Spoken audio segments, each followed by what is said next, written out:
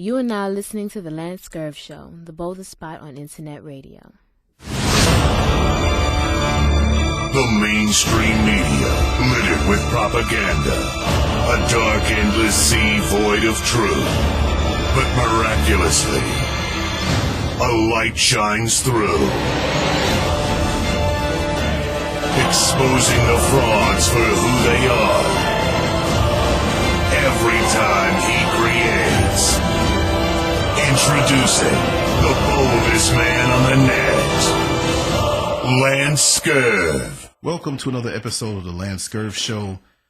We have on the line a young man named James, and he's going to share with us his trials and tribulations of, I don't want to say victim because it makes you seem powerless, but I had to say it that way.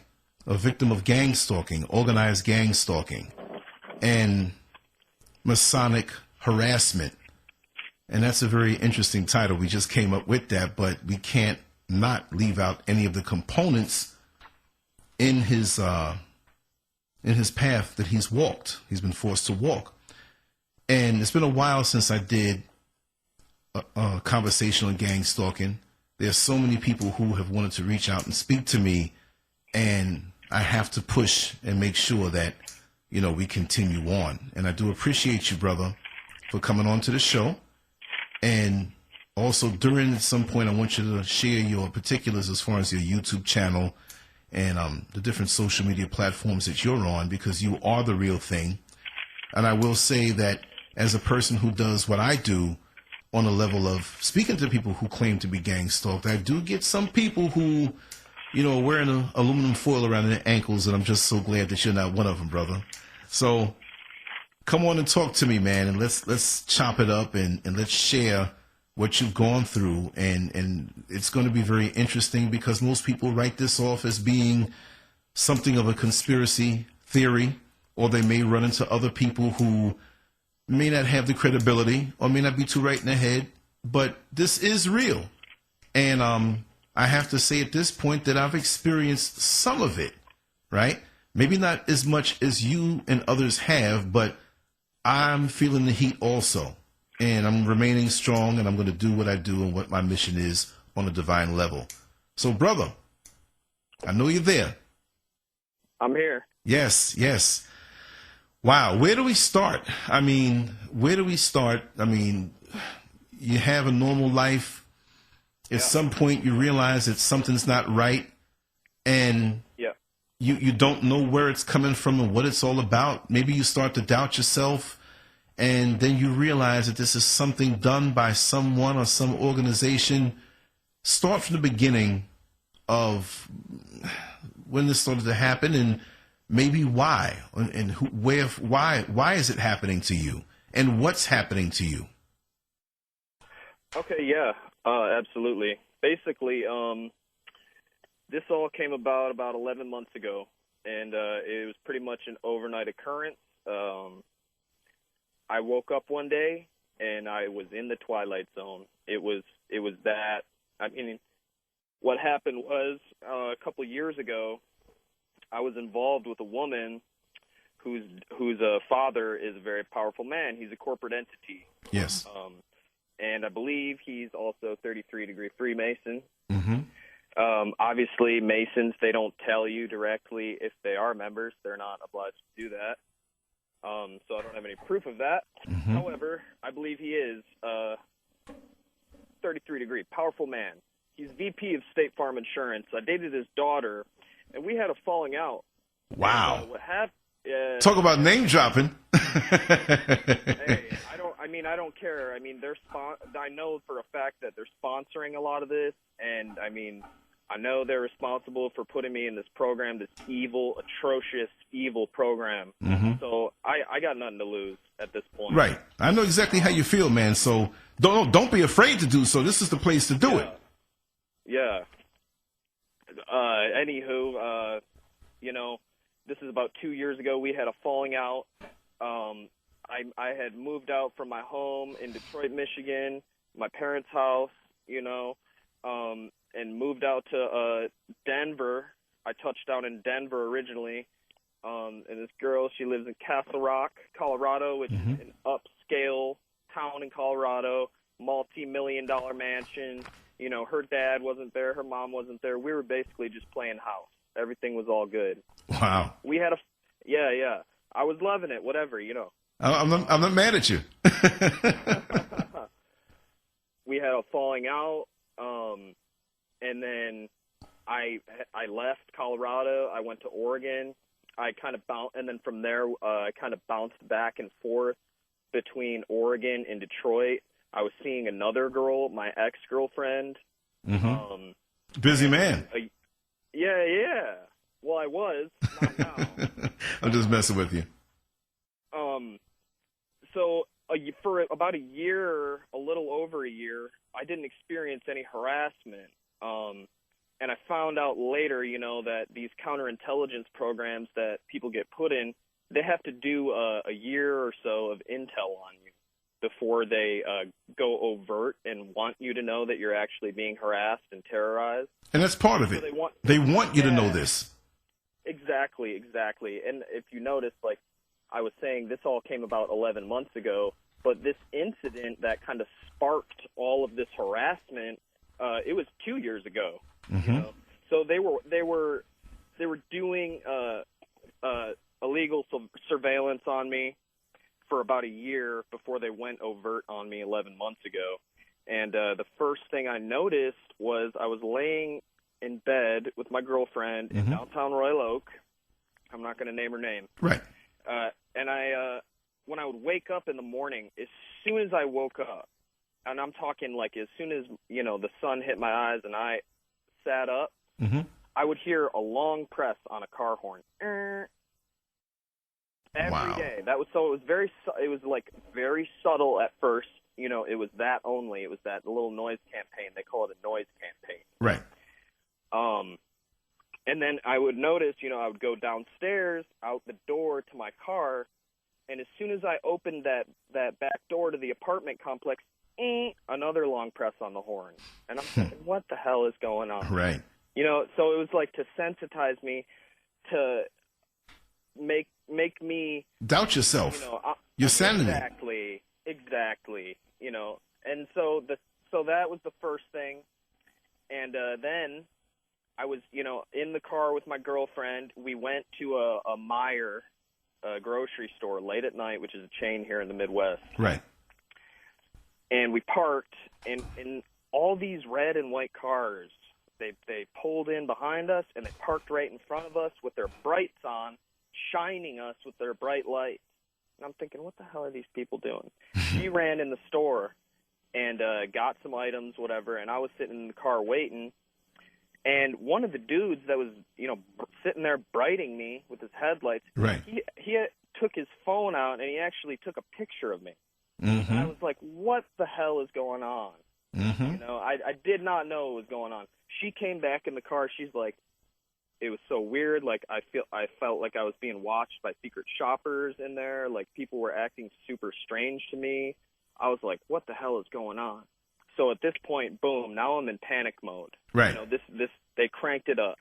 And I was like, babe, you know, I don't know what's going on. I thought it was feds at first. I thought it was like FBI, DEA, you know. But they would do something, I mean, according to their protocol, they would approach you and say, I mean, maybe not, but if they showed up like that, yeah. Exactly. So I was, you know, they threw me all these diversions. I didn't know what the hell was going on. But I didn't know what to think. So I'm like, okay, this is probably like federal military type surveillance they're doing on me. It's probably feds. You know? And I said, babe, look, I'm taking off. You know, here's what I'm gonna do. I'm gonna drive out to Oregon and wait for the heat to die down because I didn't want to implement her. I thought, you know, and maybe if this was like organized crime syndicate, you know, her life was in danger the longer that I was with her. You know, we were living together. Yeah. So I'm like, I'm gonna split. Right.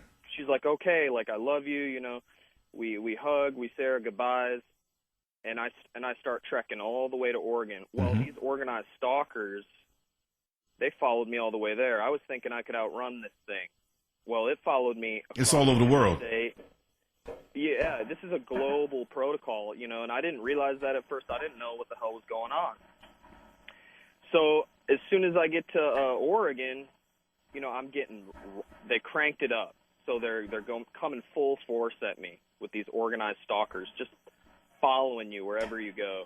So these people, for people that are listening that don't know what organized stalking is, it's quite literally what I just said. It's people following you vehicularly, mobbing you. They do this thing called the FBI floating box, where they have a convoy of vehicles on the interstate, and they actually will box you in. So they got people in front of you, behind you, on the side of you, moving with you, you know, in this floating box to keep surveillance on you 24/7.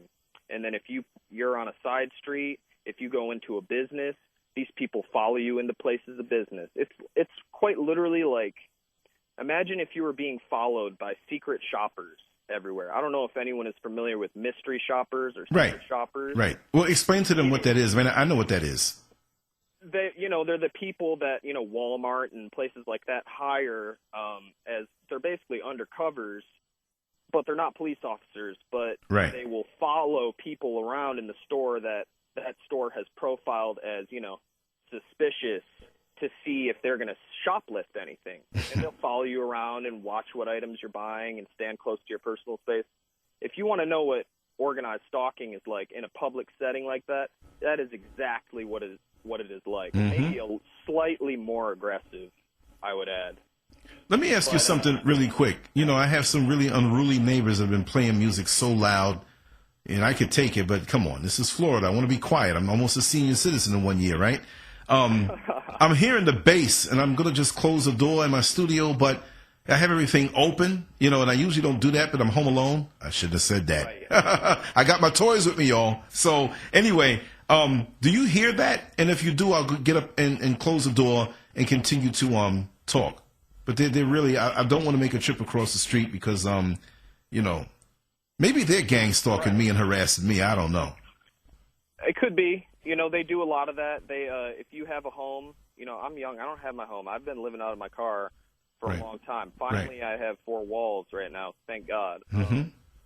But the noise campaign is a huge part of it, especially if you're stationary and you are in an apartment complex, especially, or if you have a home. Yeah, I have a home. So I've, you know, heard a lot of targets, you know, that have a home or lived in an apartment, and I was living in an apartment like 6 months ago. They would have people, you know, in the apartment on each side of you, above you, just banging on the walls. I'm knocking lightly, you know, lightly knocking, just subtle things like that. Right. They would have to actually, they would have to actually come on the property, and that's not good for them. So their best bet is the front, but the front, I have an iron, you know, an iron gate custom made where they can't even touch the door. And beautiful. I got cameras. I can just dip, even from where I'm sitting, I can look around the whole house. So lots of times people see me looking and peeking, like, what are you doing peeking in a room like that? You know, that's what I'm looking at. I don't mind that being out there because it's recorded when I'm not here. I can check it out when I'm not here. And nobody knows when I'm here or not. I go to great extremes, right? And I'm not trying to, like, steal your thunder like an Oprah Winfrey type. You know, whatever one of Oprah Winfrey's guests would come on, she did the same thing, too. It's like, wait a second. But because of my dealings down here and what I do, I think I have a little gang stalking shade thrown my way by local entities here. But the show's not about me. I'll get into that another time. But this is very interesting what you've said, you know? Yeah. Yeah, you know, they start the tactics very subtly, and then they crank it up, you know, and the goal ultimately is to just cause total psychological chaos 24/7. It's a counterintelligence program, but it's really psychological terrorism. These are some of the worst human and civil rights violations since slavery, in my opinion. I mean, this is absolutely horrendous, and it's what it is, in my opinion, it's crowdsourced totalitarianism. Right. That would be the best way to describe it, because now, with smartphones and technology,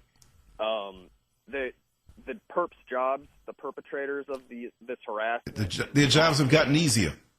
Oh my gosh, it's so easy for them, you know, and that's the second thing that I noticed, you know, when I moved out there. You know, I was about a month into this harassment, and, you know, all the organized stalkers, the pedestrians, the ones in their cars, always on their phones, always, you know. Mm-hmm. And I would observe these people, you know, and they're throwing hand signals to each other. They use police hand signals to basically point out what the target is doing. So they're going to scratch certain parts of their head that are closest in proximity to you.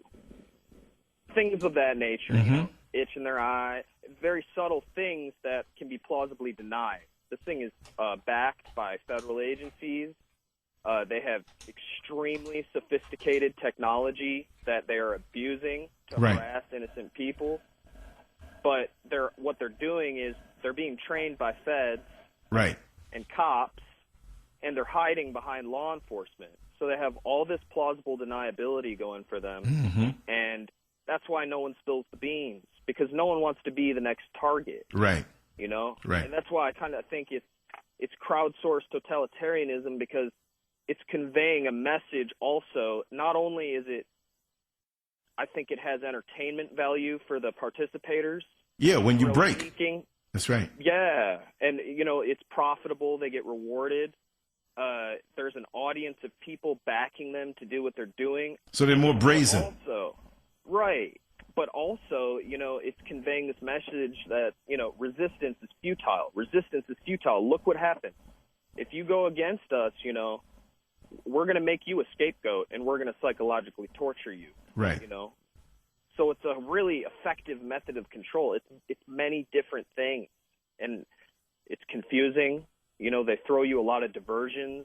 I remember in the beginning of my harassment, when I first moved out to Oregon, they used predominantly Hispanic Americans to make me think, you know, oh, maybe this is all cartel related. And then they switched, you know, the next month, and then it was all white cars that were stalking me, and they had, you know, these antler type Masonic decals and these KKK looking dudes stalking me. Right. You know, to divert me, you know. But really, I mean, I don't think now it was a diversion. I think maybe they do contract organized crime and gangs to do this, and the Masonic KKK members, and the ex-cops, and the dirty private investigator. I mean, everybody is involved on a certain level, but it's most definitely spearheaded by these secret societies, you know, and in the majority of police officers, firefighters, first responders, they're all involved with organized stalking, and the majority of them belong to Masonic groups and sub-organizations, I've noticed.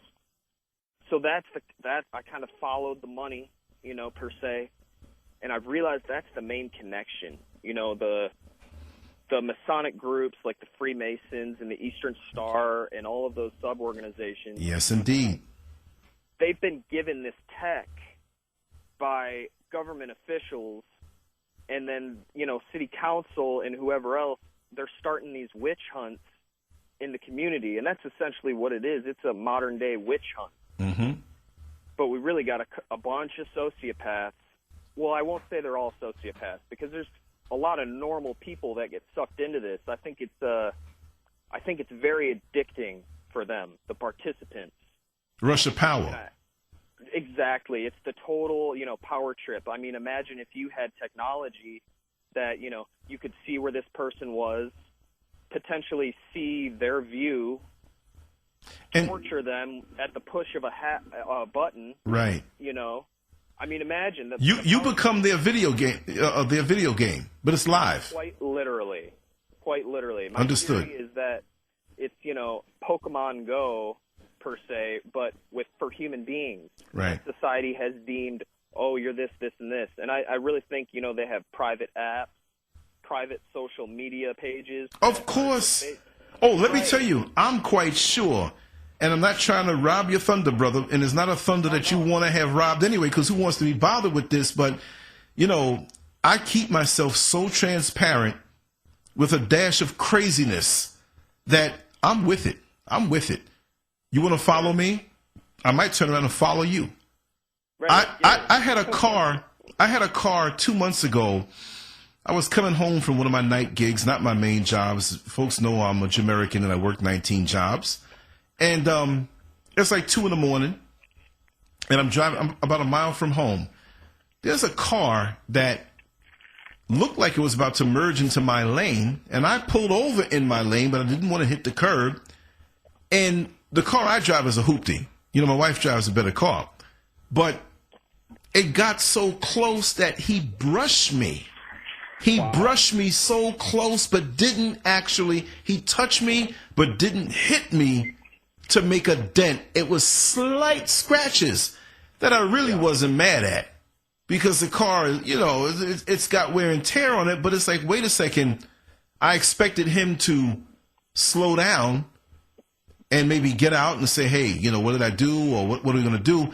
And if he did that, it would have been okay. It's like, listen, man, look at the car already, man. It was so light of a scratch.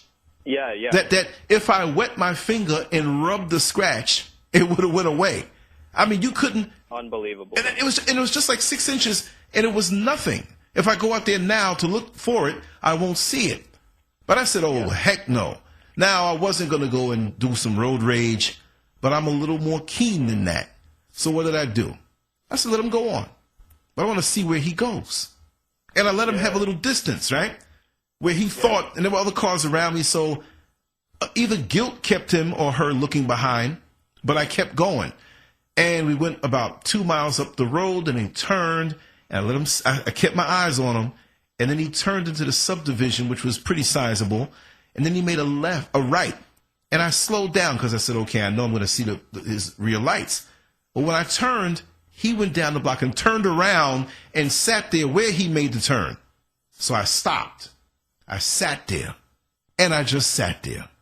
And I said to myself, if the police come, I can say exactly what it is that I'm doing. I didn't harass this person. But I kept my eye on him I'm not a security guard, but, you know, security guards are there for the eyes and ears and to report and document.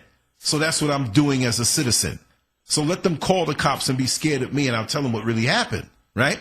Right. So they turned around and went slowly into the subdivision, but since it was a narrow street and I didn't have much room to maneuver, I said, okay, I'm going to let it go. But I know the car, and I'll come back another day and see if it's pulled in one of the driveways. You see what I mean? So that was strange. But I'm one to follow through now because I'm armed all the time with a video camera, my Canon, my regular camera, audio recorders. I have this because of what I do. So many know that. So it's like, okay, you know, I'll document you right on back. You take pictures of me, I'll take pictures of you. You know? Yes, sir. But go ahead, man. I just wanted to say that. Watch the watchers, per se. Exactly. Yeah. I have had a similar incident, actually a more extreme one. They do a lot of stuff like that. You know, they normally, you know, they'll vandalize your property. They'll break into your car and turn a light on. So when you wake up in the morning, your battery's dead. You know, it's right. Little subtle things like that. I noticed, like about 4 months after going to Portland from Detroit to try to outrun this thing, I had stayed there about a month, and then 4 months after that, left. I was coming back through the town, Castle Rock, Colorado, of the girl who I believe is responsible for putting me in this program. I drove through her town, and it was snowing. You know, it was during a large blizzard, and I actually saw her car. She made her presence known on the highway during this blizzard, and she actually joined in with semi-trucks trying to run me off the interstate. And I'm not kidding. I'm talking these trucks. They were trying to kill me. They were coming 75 miles an hour when I'm in a little Honda sedan, you know, and they're blowing past me, and it was, you know, a miracle that I didn't crash, you know. But she made her presence known and kind of joined in with this mob of trucks to intimidate me and also to let me know, like, yeah, this is, you know, I'm the one responsible, basically, an ego thing, you know. And as I kept driving, there was kind of like a traffic jam, you know, because of this blizzard. And these cars, they actually, I didn't want to get in an accident. My brakes were bad. It was a blizzard. Right. They ran me into a snowbank, you know, totally strategically, like almost like these were normal cars, you know. They were practicing. They've been practicing. This is what they do. Oh, yes. Oh, yes, they've perfected this. I mean, it was a total pit maneuver, and they forced me into a snowbank. And I was like, oh, my gosh, you know. I got out. The cars left the scene of the accident. People were laughing out their windows. They were recording me, taking pictures of it. I screamed for help. No one helped me. I called, this is like one of the only times I've ever called 911. Right. I called 911. I told them what happened. They said, oh, well, you know, there's a lot of accidents on the road right now. We can't send a squad car out to you because you don't have any license plate numbers. I said, what are you talking about? I said, I was just involved in an accident. I was vehicular mobbed and forced into a snowbank. Right. I mean, my bumper was hanging off, you know. They, oh, no, we can't help you. So, you know, at that moment, it kind of added it all up to me. In my head, I'm like, okay, the cops aren't going to help me. You know, they're definitely involved. And that furthered that conclusion that I made when I had driven 5 miles up the road, and I drove my car as is, you know. It was severely damaged, but I wanted to get out of there. I was in fear for my life after being mobbed into this snowbank. I saw a police officer, and he was parked on the side of the median, and I pulled up alongside of him, and I rolled my window down, you know, and I waved at him, and I tried to get his attention. He saw me, but he just he looked directly in my eyes, kind of smirked, pretended like he didn't see me, or I'm sorry, hear me, and just smirked at me. I was like, unbelievable. Right. And that solidified it in my mind, you know. Right. Okay, this is serious, you know. Cops aren't going to help me. I'm on my own here. You got to be ready for the cops not to help you because they're in on it. I mean, you know, those who are in on it, or I'm not going to say their whole day is just focusing on, but with the secret societies within the secret societies in these different, you got to understand with the police officers, this is a fraternal order also, right? Absolutely. So, you know, we can't forget what it is. I had a situation where I was doing my last run on this bus route because folks said, no, I drive the bus here in Orlando, Florida. And I had a gentleman who I would believe he had slight mental issues and maybe he was homeless or whatever. And I've seen him before, but he wasn't wrapped too tight. Well, it's him and I only on the bus. And there's a road down here called Shader Road. And yeah, Shade is right. It is dark. It's a warehouse area. And when you turn down the street, there is literally nothing there.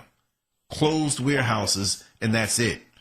But about a mile before we got to that point, usually I'll put on all of the lights internally so the windshield actually becomes a mirror so I could see what's going on behind me. We have mirrors, but I want to see the whole thing. This guy got up and sat close by, you know, just beyond my peripheral vision, and he whips out a switchblade, right? And he starts switching it, popping it back in, switching it, popping it back in, switching it, popping it back in. I took my seatbelt off just in case I had to jump this guy, you know.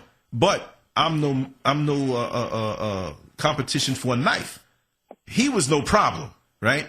But a blade, a little kid can walk up to you and knife you up. So protocol is that we call our base and let them know, and they call the cops. No, I'm sorry. It would have took too long, and he would have heard me call. I wasn't scared of him. Look, it was a long day. I'm going home. And if I have to get up and run off this bus and get the knife out of his hand and beat his behind, then fine. So anyway, I stopped the bus, opened the door, got off, right? He's still sitting there. I called the police, right? I called my base, let them know why I did what I did, but then I called the police. And wouldn't you know, the dispatch woman, she kept me on the line for what was, to me, too long. It was like, there's a guy, I don't know if he's trying to do something to me, but am I going to drive that as long? So she's like, well, what's his height? What's his weight? Do you know his name? And are you sure? Right. And I'm like, what? I walked away from the bus. I'm on the phone for like 15 minutes with this woman, getting 15 minutes. Right. You know, and I'm like, there's something wrong here. When the cops finally came, they had an attitude with me. Of course. They had an attitude with me, right? Unbelievable. I couldn't believe this. And they talked to the guy, and then they let him go. And I had several incidents like this while out in public with the police officers. So I don't deal with police unless I know you personally. I mean, I'm going to go about my day where I'm trying to handle my stuff on my own, unless now it needs to be documented by you guys who probably already know what's going on. That's right. That's right. Yeah, I mean, if you're a target, see, and I'm not bashing police officers, okay? I mean, if you're put in this program, you'll never look at the American flag the same again. Exactly.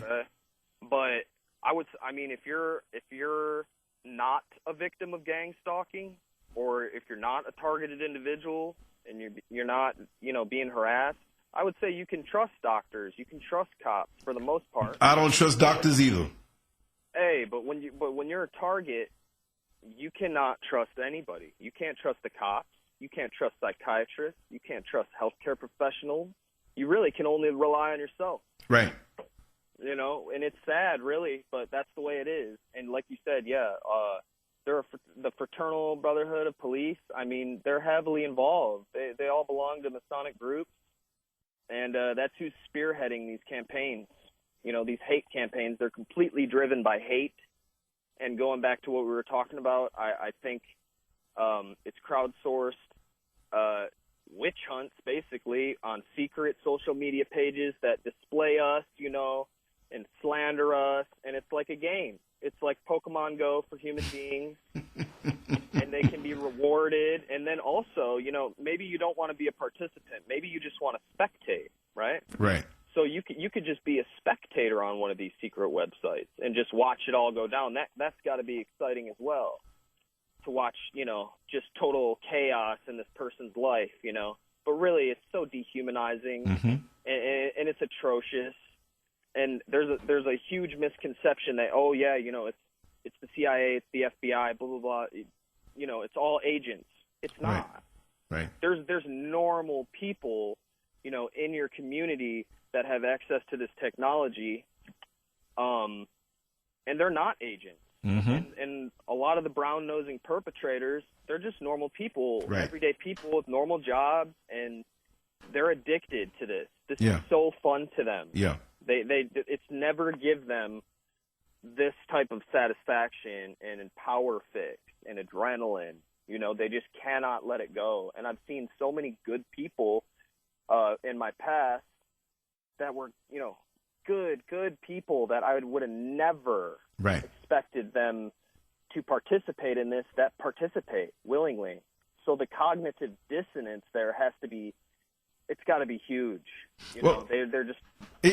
The spectrum is just so wide, and people don't understand it from my point of view, and correct me if I'm wrong, but many of these people who are in on it to a point don't realize how deep it is, but they readily seek acceptance by a bigger group, and like I say, they believe the hype, Right. I've had it with, there's a woman that would usually, and I spoke about this on other shows, that she would walk down the block in this subdivision, and she would go through several garbage cans. She'd pick up a piece of paper here. It's pretty clean around here. She'd find something and get in your garbage can. But when she comes around my garbage can, especially in the times when we don't leave them out there, but only when the garbage is about to be put out, or even afterward, he or she is all in my garbage. And my wife would get up early and get out in the front yard and sweep and do little things, because she does this every day. And she noticed this woman out there, and the lady's acting nice, and praise the Lord, how you doing, and whatever. She's steady. And I'm like, what are you really looking for? So I said, well, listen, let me see. This is what happened.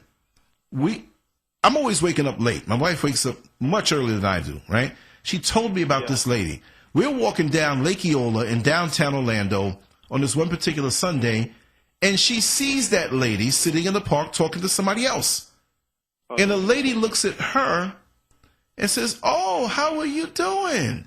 You're the lady up there that always works in her yard." Now, this lady knew me. Right. Now, my wife freaked out that I knew the woman. And I said, that's the lady I always see on the bus.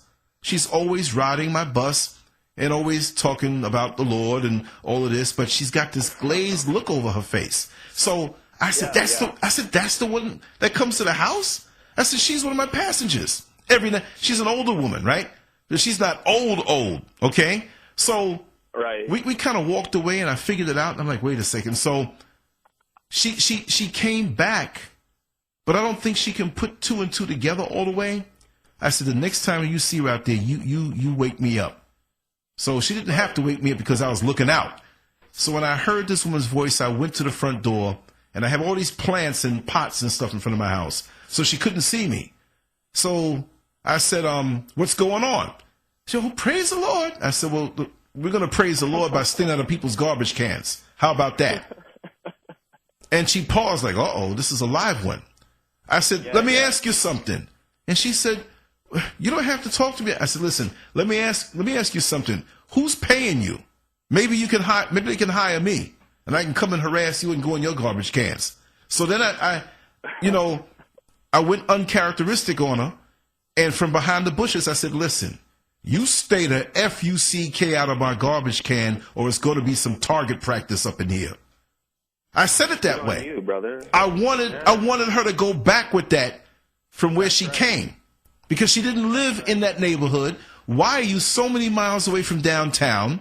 You know, and I know the area where she probably lives in. And when she gets off of my bus, when she rides it, guess what? She gets off in an area where there are no houses. It's real dark and dangerous, and you're going to have to walk back to get to where the houses are. So what are you hiding from?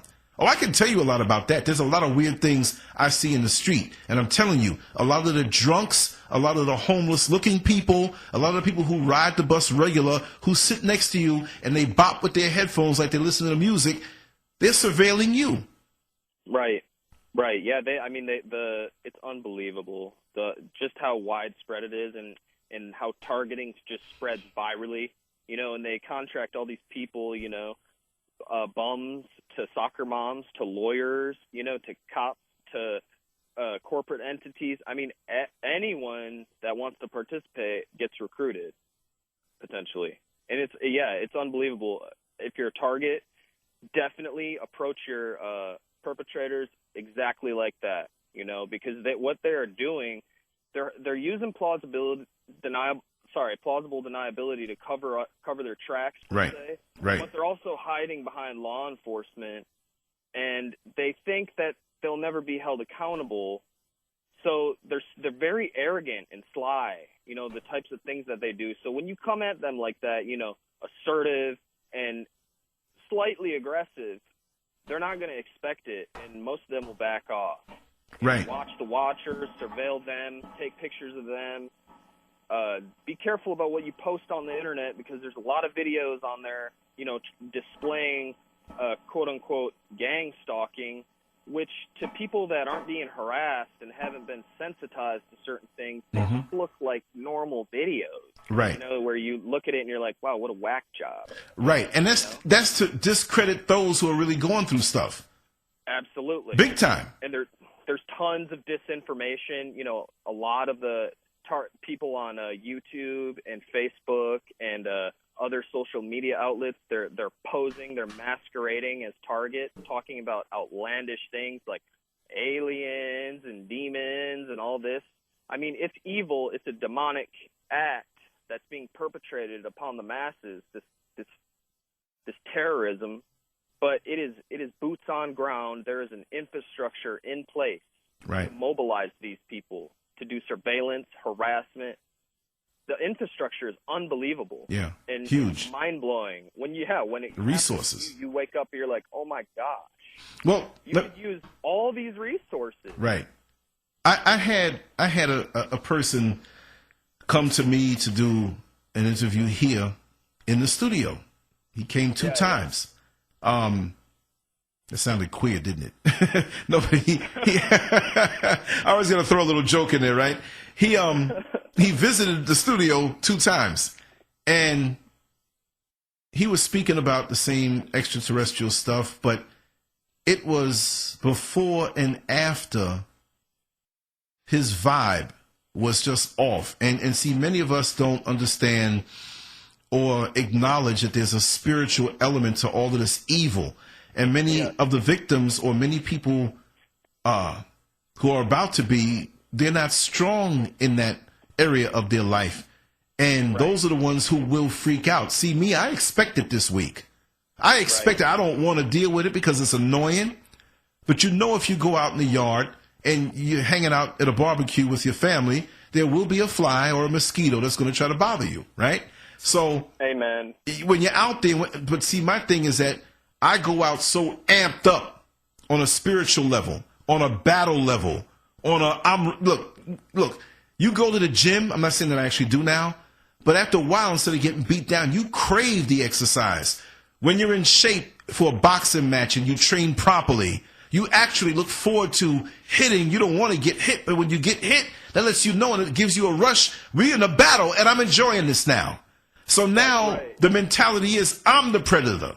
So when I go out, and I know the ones that I have regular stalkers, people who want to know you and they're kind of fascinated by you. I don't know why. With me, I'm a regular dude, but you have those in that gray area. So now I'm a predator. Now I know how to move. I keep myself moving. I keep my eyes open. I do things that are purposely weird if you're watching me and make you think. And don't think that if nobody's looking, I might act violent. I might get you. I might knock you out. Maybe I won't. Yeah. You know what I mean? And I'm not just saying that. I am prepared that way because I live a Spartan life. And as soon as I walk, and look, I know my computers. You know, we have camera. I got nothing but cameras. I know you can surveil me, but I have no shame. I walk around naked, whatever. I might even masturbate one night and look at you. No, I ain't do that. But I'm just saying, I'm nuts that way. So you're not shaming me, number one. You're not shaming me. Because you depend on me being shamed and having fear. Because come on out and do what you're going to do so I can do what I'm going to do. You know? Sure. Yeah, we are warriors, man. I mean, this whole, counterintelligence, whatever you want to call it, it's so cowardly. You know, these people, they're hiding behind tech, they're hiding behind law enforcement, and we stand alone, man. You know, I mean, and every day is a battle. Mm-hmm. You know, every day is a battle. And targets, if you're listening to this, I feel for you. Keep doing what you're doing. The harder you resist, the harder you make it on your perpetrators, the easier in the long run it's going to be on you. And yeah, we're Spartans, man. I mean, these are some of the most horrible, dehumanizing acts of terrorism that we're experiencing. Yeah. And we're still chugging. It's unbelievable. So that makes me really happy. But it's really like, to take it to a different level, they spend all of this and take this time for the various people that they deem threats, because in actuality, they fear something in you. And for many people, they don't understand that that's validation, that they have something inside of themselves that is all powerful, that these entities who are trying to put fear in you, they really fear you. Yeah. Because they know if you reach out to other people with the light that you have on the inside of you, that they can't stop you. So they have to smear your character. Let me tell you something. Doing what I do on this level, which is no bigger than anybody else, anybody can get a YouTube channel and get a free live stream. But let me just give you an insight. It's so funny. Every few months, there'll be a new wave of people that are like really on me, like, yo, Lance, we love what you're doing. They're calling me and they're coming to the shows, and then they die out, they disappear. And I say, okay. And it took 2 or 3 of those rhythms to happen because I'm a rhythm guy. I watch things, see, and I retain things. I don't always respond. I observe, right? And it's like that first round of the boxing match where you're fainting and, you're doing this and you're doing that, and you see something and the next round you come out, you can go for it. And they can never, once you got that person's rhythm, they'll never have the upper hand on you unless you're off, right? So Yes. these people that will call you and talk to you for hours on end, which I don't do much of that anymore, then they disappear. It's like, whoa, dang, I was kind of enjoying the conversation, three or four at a time. And then a new wave comes. Then a new wave, and they're very aggressive. I feed people disinformation. There'll be people who actually will hook up with you and meet you in real life. That's cool because I don't expect much of it. It's like I'm the prostitute. I don't want to say I'm that, but it's like I'm the hooker who, I'm not expecting true love from this encounter. I know exactly what it is. Give me my money. Yeah. I'll give you your illusion, and we'll keep stepping like ships passing in the night. So, absolutely. You know what I mean? You don't put too much weight on this. Relationships, women, friends that you've known for a long time can be infiltrated mentally or be told. Social media, number one, and I don't want to dominate. You're getting me excited on a righteous level because you talk the same talk, right? I can't talk like this on everybody, right? But social media is one big spiritual portal to hell if you allow it to be. It can be used for the good things, but look, we have the internet, and I had my hands up. It's like water, like the ocean. This top part, this top layer, this is what we know. But what people don't know is that there's a deep, deep ocean of internet that most will never travel to, most don't know. Here you are swimming on top of the ocean, the water, and something grabs you and sucks you down all the way. You don't know what's down there. We are really vulnerable, so you have to assume that you're living in a glass house. You have to assume every email that I send, I don't expect privacy. There are people, let me tell you something. There are people who send me naked pictures and try to titillate me with that. There are people who come at me, whatever, and I'm talking with them too, like, yeah, okay, fool, you think I'm really falling for this? You know what I mean? Now I've become the predator myself. I'm like, send me some more photos. I got a lot of single friends that would love to have them. You know what I mean? It'll keep them company tonight. Please. Have no shame. Yeah. I experienced that too. The people that, and they're just moles and trolls, and they're there to get you excited and then disappear. And it's like, okay, like you said, I'm a young man. I'm 24, almost 25. But you're smart, man. Thank you. They throw what they're called honeypots. That's the terminology in the targeting community. And what they are these women or, men, if you were homosexual or whatever. Whatever you like, they're going to send it to you. Exactly. They're going to send it to you in a perfect little package, and they're going to try to get intel out of you. They're going to try to see what your fears are, see what's bothering you about this situation, see what's not bothering you about this situation. So, yeah, exactly like what you said, if you're a TI and you're being gang stalked and it's as aggressive as it is for me, you're in a glass house, and read your perps, study your perps. They will show you their hand, per se. They will show it at some point. Right. And they're sly, they slip up, they make mistakes. Be on your toes, But, treat it mostly like a business transaction. Like, all right,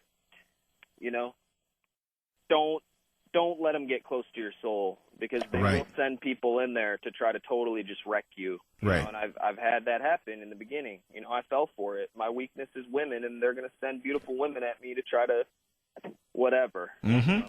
Well, look. Be mindful of it. They know I'm married, right? But they know I'm not going to fall for cocaine, because I never do drugs and I don't like drugs. I don't even want to take cold medicine, number one, right? Good man. They know I'm not into crime, because I know a lot of people who do make a lot of money with criminal enterprises that have offered me on a friendship level. We grew up together, man. If you ever need any help, listen, I don't need it. So other people who come with their hustles like, Lance, man, you're a brilliant guy. Nah, I don't need it. I don't want it. And they always come they know your bank account, because they know when you're kind of functionally broke. You know what I mean? But always, I'm going to tell it like this. They always send, not every day, but there's always that tourist on my bus who boards my bus on the last trip at night, who has a cleavage so deep you'll swear you're at a water park sliding down into a crevice, who has thighs so muscular in a female way, and you swear she was a track star. Always the high heels, always the right amount of makeup, always the right tone of voice, and they happen to be lost. But they want to know if they can ride with you because they're new here to Orlando. And as long as you're going back the way you came, they want to ride with you. And they have a way of knowing that you have a 30-minute layover on the last trip. And they want to talk. That's right. And they always tell you how they're unhappily married. Okay? And they're baiting you. And I love to tell them how gay I am. It freaks them out. Oh, honey, we can talk. Oh, trust me, we can talk about that. I have most of my girlfriends, they're having problems in their relationship, and we can be friends. And I'm as straight as a ruler. They make rulers off of me. I'm so straight. But they're looking at me like, they didn't tell me he was like this. So you clog their system up. Give them disinformation. You see what I mean? That's right. Give it to them. Back. Yeah. Yes. I mean. They're not the only ones that can play mind games. Right. Every property you have doesn't have to have your name on it. So if they swear they got a victory by getting into where they think, not the woman now, but anybody, into your home as a fake friend, well, how do you know that this is my only residence? Right? How do you know that that bank account is the only one I have? How do you know? Precisely. You know, how do you know if I'm really where I say I am?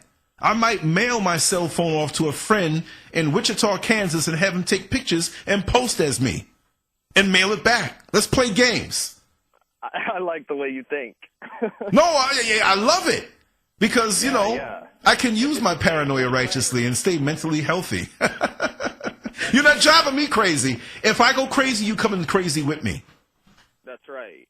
And we can both discern, but a lot of people, and there's a statistic out there on the internet that I find to be pretty accurate, in my opinion. It's that 70% of TIs are women who are widowed or divorced or single. Mm-hmm. They're over 40 and they live alone, and that is because they're easy to discredit. They're vulnerable. It's just an old crazy cat lady. Who's gonna listen to her? Right. And maybe they're not able to discern. So, if they're listening out there, stay strong and keep your wits about you and don't fall for these traps. Right. That's what it is. It's not all just, and maybe the men that they target are, attractive people that have influence over people. Maybe they know how to manipulate people and they have knowledge that they aren't supposed to have, Mm-hmm. Or they pissed off corporate entities like me. They dated the daughters. There's an endless amount of possibilities. Oh, I pissed off a whole lot of people. You name it, and that's why I pissed off the things I talk about on my blog. And for the agents, it's LanceScurv.com. Feel free to go there and leave scathing comments. It's okay. I love it. I will do so. I'm not saying no. You can do it, but I'm just saying they can leave scathing comments and or comments on the YouTube videos or I've had check your YouTube channel too, man, because I've had it where I've had thousands of views go on a channel within 5 minutes, and then the next week that same exact amount is removed. How do you remove views off a YouTube channel? So you're being tampered with. I have videos that might have 50 thumbs up, but 30 views. How does it happen? Unbelievable. Right. Yeah. Right. All the communications are gamed, because this is sophisticated technology that I think is, doing most of the coordinating the harassment and whatnot. And right. Making it so easy. But yeah, I've noticed all of my communications are gamed. Totally. I mean, they won't let me get close to real targets. They'll make my messages disappear. Like you said, the views on YouTube, I've had that. Yes. Just to basically troll you. Yeah. If they can't get a response from you in person. If you can ignore the organized stalkers, if you can ignore all the sensitization that they put upon you, if you got a pretty level head, you can see through it. You're in warrior mode. They're going to provoke you online. Right. Because it's easy to them. If they can't, perfect. So it's relentless, it's endless, and yes, they send trolls, out to try to discredit you. I got so many people trying to discredit me on YouTube, And they're just proving my point further. I mean, each time one of these people makes a video about me or says something bad about me, you're just proving my point that I'm doing something right. Seriously. No, I actually had a couple of years ago, a young lady called my wife and went into detail about what her and I did the night before. And she didn't realize that I was with my wife the night before. Wow. And she went into detail, and my wife just, okay, or she was saying different things that I'm doing, or whatever it was. I pretty much forgot what it was. But my thing is, how did they get my wife's number? My wife is not out there like that. My wife comes on the show with me sometimes, but she doesn't have a Facebook page. She doesn't have Twitter. She doesn't put herself out there. You can Google her, and she doesn't have stuff out there. And she will never have stuff out there. We're going to be doing endeavors with her online, and I'm running the social media. And if they want to, she'll see things if, whatever. Hey, come here, honey, look at this. But it's me running it, So. That's super freaky. Yeah, no, it is. It is. So you have to, I had a dude get on the bus with me sometime last year. It was less than a year. And he got on. He looked legit, clean and upstanding, to be intelligent and whatever. And he hit the fare box a couple times and stood there like he was getting his change. I'm like, why did you tap it like that? So he acted like I was someone else. He says, "Oh man, I thought you were the other driver, so and so." Just to start the conversation, he says, "Hey man, my name is so and so." I said, "Okay, nice to meet you." I didn't tell him my name. Nobody on the bus even said my name. So he said, "Listen, let me ask you something. Are you a traveling man?" Now I know what that means. That's a Masonic thing. If you don't know what's going on, you're like, "Well, yeah, I went to Aruba last year. I went to Japan 2 years ago," and they're like, "Oh, this fool, he's not with it." So for him to just come out and the way he tapped and the way he was looking, my spirit told me there was something up with him. I said, "Listen, I'm not a traveling man. Even though I physically travel, I know exactly what you mean by that. I'm not a Mason." So it stopped him. Thank you for pointing that out. Yeah. So then he looked and he says, "Well, do you have anything against Masons?" He said, "There's a lot of things on YouTube out there speaking against us, but we're good people." And I said, "Well, I'm never doubting that there's some good people. I know good people who are in it, but they may not know what's going on a higher level." And I said, "Okay, let me shut my mouth." Right. So then he tried to convince me, and I'm putting this, I really don't care, because I'm blackballed by many of them here, but I still chug along and I'm living well. I'm a man, right? More power to whoever wants to group up and do whatever, as long as you're not hurting anybody else. But I'm a man and I'll stand on my own 2 feet. That's the way I was raised. I was raised by a real strong father, strong mother who supported him, a strong household, and I'm a man. I'm not saying you're not a man if you're in that. I'm not knocking you for what you do, but don't think anybody can put in my head that I need something external when I know that there's God inside of me. That spiritual GPS system that will guide me. But when we remove that and start looking to everything else, that's when we get duped. But the funny thing about this story, he went on and on about the benefits and this and that, and he gave me his card and tried to say, "Hey, just keep an open mind. Why don't you come down and check us out? We're going to be doing this function, whatever. And I said, "Okay, I'll keep your card." And I remembered his name, and I checked it out online. But at the end of the conversation, he shook my hand. He pushed that. Look, I'm not going to shake your hand in a kind of funny way of something I don't know. But he shook my hand. He said, "Lance, it's been good talking to you." How did you know my name? Yeah, exactly. Yeah.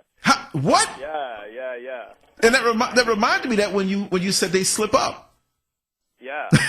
Well, that not only that, maybe that wasn't a slip up. They're extremely arrogant. Right. They're kind of the all-seeing eye. Right. If you climb the ladder, you got the sub-organizations like, Elks, Moose, Rotary, stuff like that, and then you got, the Blue Lodge, who they're do-gooders, man. They do things for the community, quote unquote.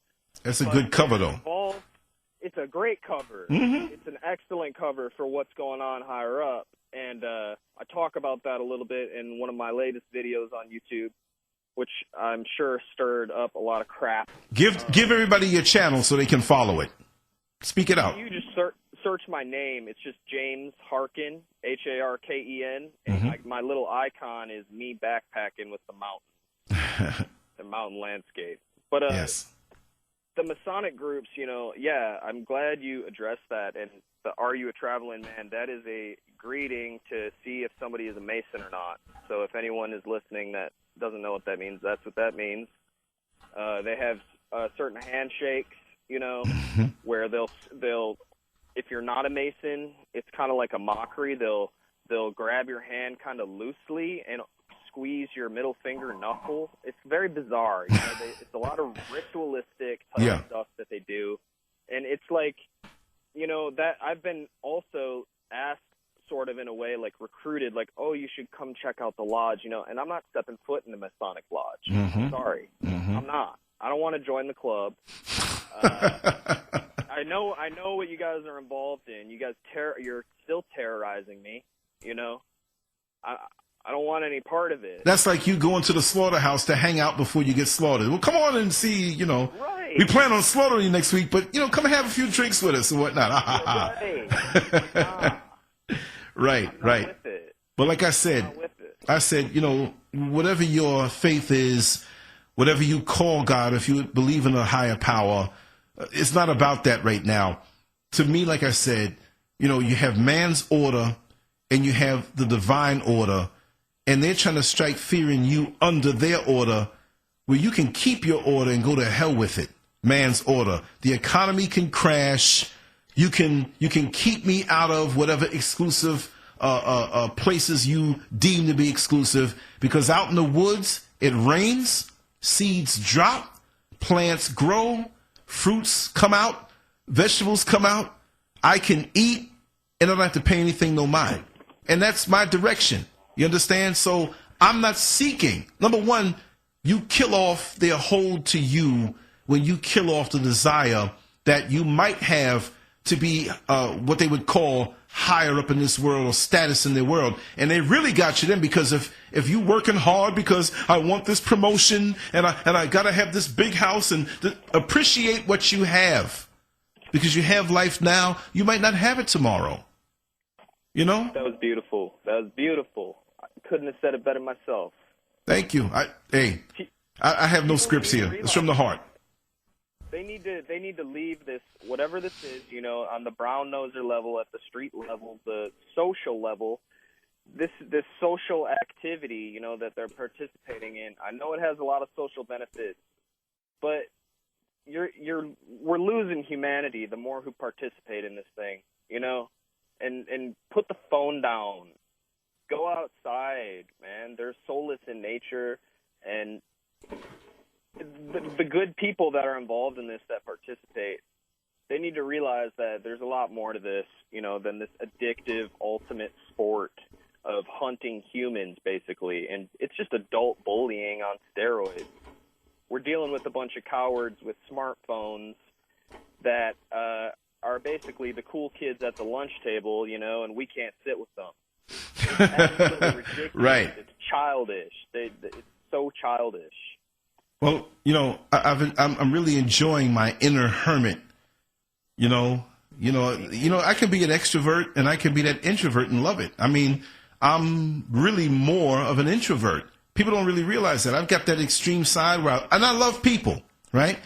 But yeah. I can quickly, if you put it this way, it's like not being invited to the party. If you cut me off and cut me, no problem. I'll have my own. I'll come home and I enjoy myself by myself. So if you want to act funny, I'm having even more of a ball because I'm so cerebral, and I'm going to execute and exude and do what it is that I do. So we've got to depend on that. We can't always look for the answer outside. These people, we got to know that most people, they work so hard to appear as though they have it together. They work so hard, and we look at them like they're the answer, and they don't even know, So cultivate that strength inside of yourself. Understand what is truth for you. Live by it. Test it. If something's wrong, tweak it. But you have a long life to understand what this life is all about. And we really get involved in things unnecessarily that really waste our time and take us away from the things that we have to do to get ready for the next level. There is a next level. This life is only but a short time. This is a pit stop for eternity. You know, so That's right. These evil entities know that they only have time on this level. They can't touch you on the next level, no matter what little prehistoric order that they want to make. They can't carry that with them to the next level because you're born alone and you die alone. Nobody's going to save you. You ain't going to go to the Creator with no secret handshake. You're not going to go to them acting like you got some. The Creator is the all-seeing eye. You know, you got stars that we look up in the sky and see light. Those stars are gone because they might be 1,000,000 light years away. 186,000 miles light travels in a second. And these things are so far, it's 1,000,000 light years, not a light minute, not a light hour. Look, a light 10 seconds is a long way. 1 second, 186,000 miles. And those stars are gone, and they're so far away that the light that they were shining off is still traveling, but the actual source is gone. And you mean this little Johnny come lately on this planet, a man who lived a few years, adolescence, looking at nudie books, and all of a sudden he's a grown man, he holds down a job, and all of a sudden say, I'm responsible now. Now I joined something and I know all. No, you don't know no damn all. Tell me the minute that you're going to die. Show me how you can come back. Right? Predict the future. Give me the next lotto numbers, and then maybe I'll join you. Right? But you don't know nothing. No more than me, except let's group up and act like we know something over and make it exclusive. Well, go ahead, you know, but I'm not going to get into a pissing contest with anybody. Because I look forward to transition because I'm trying to make myself more and more pure. I'm not perfect, you know. The other day I was on the computer and some porn popped up and I was like, I ain't gonna lie, I looked at it for 2 minutes like, whoa, look what she's doing. I'm human. But I'm not evil toward anybody. Talk to me, brother. We're born sinners, absolutely. Yes. You know, and we're not our worst moments. And I think that, you know, on these slander websites or these secret apps or whatever, I think, you know, all of our worst moments are showcased, and there's a narrative. Yes. It kind of follows this narrative, you know, if it's this game, you know, that, oh, we're this bad person and we did this, or we're suspected of this, so we are this. Well, that's absolute horse shit. Pardon my French. Mm-hmm. It's and the truth, you know, the true spiritual truth is within yourself. As far as that, that's all I got to say about that. It's not in a Masonic lodge. It's not in a Christian, Catholic, or a church or a synagogue. It's within you. It's totally within you. That's right. You know? And we're not our worst moments. I want to reiterate that. Mm-hmm. People that are involved with this evil, that have participated in it, get out. You can still get out. I know it's not like the mafia, but something's got to give, because it's only going to get stronger and stronger. And people don't realize that the longer that it goes on, the more who participate and enable this type of behavior, this abuse, terrorism, it's just going to get worse. Right. And these people don't realize that if they're on social media, that the agencies that develop this technology, they have already built a psychological profile on them. They are ready to flip that technology on you at the drop of a hat. Mm-hmm. But just because they're with the good guys, per se, for now, doesn't mean that 20 years down the road, when the elites, you know, that made this tech and are using it for evil, are going to say, hey, let's clear out the next round of just normal people that aren't whistleblowers, that didn't get placed in the program for revenge or for knowing too much about a Fortune 500 company. You know, I mean, it can be used on anyone. No one is exempt. Right. You know? Right. But the one thing I do know that it's almost like these ads, you know, where we have to get used to this technology. You go to a brand new website that you've never been to before, and that thing that you ordered last week, things similar to it pop up in the ads. So they can kind of predict your trajectory. So this is why I keep my movements staggered. Sometimes I'll not plan on going anywhere, and then I'll just up and go somewhere specific out of nowhere. There's no way you're going to know. There's no way you're going to read my mind. I know that there was a passage in a book that I read, and it was a Christian-based type thing, but it was pretty much hardcore about spiritual warfare and demonic entities. And it basically said that these demonic entities can whisper thoughts in your head that you'll grab onto, but basically it can't read your mind, but it can understand your movements and what you're more apt to do, what you're into, and like you said, your weaknesses, whether it's drugs or women or crime or some type of gambling or alcoholism or whatever it is, it knows where you'll go. You know what I mean? Yeah. So while I love my wife and I don't plan on doing anything wayward that would break her heart, what would be the first thing that you would think after knowing me, that it ain't going to be coke, it ain't going to be crime, it would be a woman. But no, I watch for that and I keep myself out of those situations. But those entities, they know. And I do believe, and I had some experiences that let me know that many of these secret orders at the higher levels are demonic, right? And it trickles down. Look, there was a man who was into certain things. We already talked about it, so I'm just saying it that way, so nobody quotes me. But he passed away, and I knew he was into those certain things. And he was an elderly man, and when he died, he didn't die in his home or even in that same city. His family out of town took him over, and his wife went with him, and his house was empty. And so every week, I think a family member would check up on to make sure everything's okay and get the newspapers and the mail and everything like that. Well, some of the neighborhood, youngsters who had not much to do caught on to that. So, it wasn't too hard to get into this man's house. And this was back in the 1980s, before we had all of this easy security systems that we can buy and put it in ourselves and check through phones. I mean, phones were just big, looked like shoes. They were so big back in the day. Well, it was like $1,000 a day to keep a cell phone. That's the way it felt to me. But they got in this house and they rambled through stuff and didn't see much, but they brought out some of the books that he had on the higher levels. And this man was pretty much up there. And in like a Luciferian cabal, or yes, that's what they saw. And I didn't see this myself with my own eyes, but one of the men in that neighborhood, and this wasn't my particular block. Long story, I ran a beauty parlor with an old girlfriend, right? And one of the shop owners next door to that, me and him were close, and he knew the man. And so those kids brought those books, and they were fascinated, like, wow. They had illustrations, not pictures, but drawings of different demons with the different names. Hey, I don't know. I'm not saying. I'm only saying what I heard and what they said was in there, and I know what he was into. I saw the badges on his car. So what is that? What is that?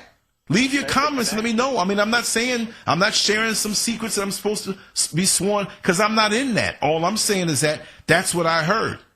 So yeah. I do know that anything like that or similar on the lower levels, you don't know what's on the next level, but you're moving in faith. And they use the right language. The creator, the architect, this or that, light. What light? Satan was an angel of light, wasn't he? And I heard he got down with some good jams with the music, right? So there's a lot of things that are appealing to us that seem good, but it's not good. Look, your vegetables and food that's good for you sometimes doesn't taste good as a trip to Wendy's, now doesn't it? Right. But Wendy's food will kill you quick, right? That's right. Yeah, absolutely. And it's this whole mentality, of like just the way everything is so hypersexual, nowadays, and they've turned, with online dating apps like Tinder and OkCupid and stuff like that, they've turned love into a game. They've made that a game. That's pretty much, how you find your boyfriend or girlfriend nowadays if you're 20-something. Right. And it's just like that, like the culture we live in, the instant gratification, the consumer culture, let's go to the bar every night, blah, blah, blah, whatever. It's all self-promotional this, self-promotional that, selfies every day. Everything's on display. Life's just this big game, Yeah, it's a projection. We don't have to push now to strive to be that better person. We don't have to push now to clean up our diet, to clear up our complexion. We can Photoshop ourselves. We don't have to lose weight, we just have to lay on our back where the weight pulls back and take the selfie that way in the right light. We can take a million selfies until we find the right one to make us look good. Look, I got some teeth missing right here. I got some razor bumps right here. You know what I mean? I've been shaving my head when I had a full head of hair, but when it started to grow out, I realized that, wow, I better keep shaving my head because I got a little mohawk going on right here. So, but I'm realistic with that. We're going to pass. We're going to leave. I'm not the man that I used to be. I don't need Viagra, but I might be looking for that stuff in 5 years. No, I'm not. No, it ain't going to happen. But so many people, like you said, they caught up in this. I mean, look, and I always say this before. Say it again? I said it's just pure madness. Yeah, but check it out. Growing up, even if we only had, $1 in our pocket, which $1 back in the 70s, early 70s was a whole lot of money, rolled up in your tube sock, and you're out there playing with your friends. And even when a group of guys, we were sitting around bored, but we were glad to be around each other. Pure, wholesome times where socially we learn how to communicate, we learn how to feel, we learn to enjoy each other's company without all of the sensationalism and stimulation. And let's check the TMZ app. Who's sleeping with who? What's up with the Kardashians? All of this other stuff, right? So, we had memories. I have friends of mine that we've been friends since 71, 69, 73. And we talk to this day about gut-busting jokes that we had way back.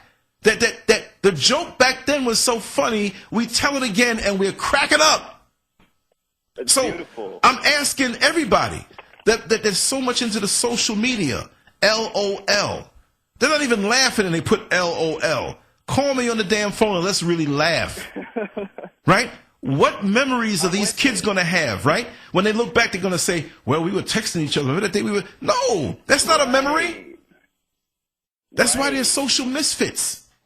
Right. They're being, there's a lot of deception, and it's being pitched as, oh, this is this new fun thing. You're being deceived, man. Right. I'm telling you. Right. Know?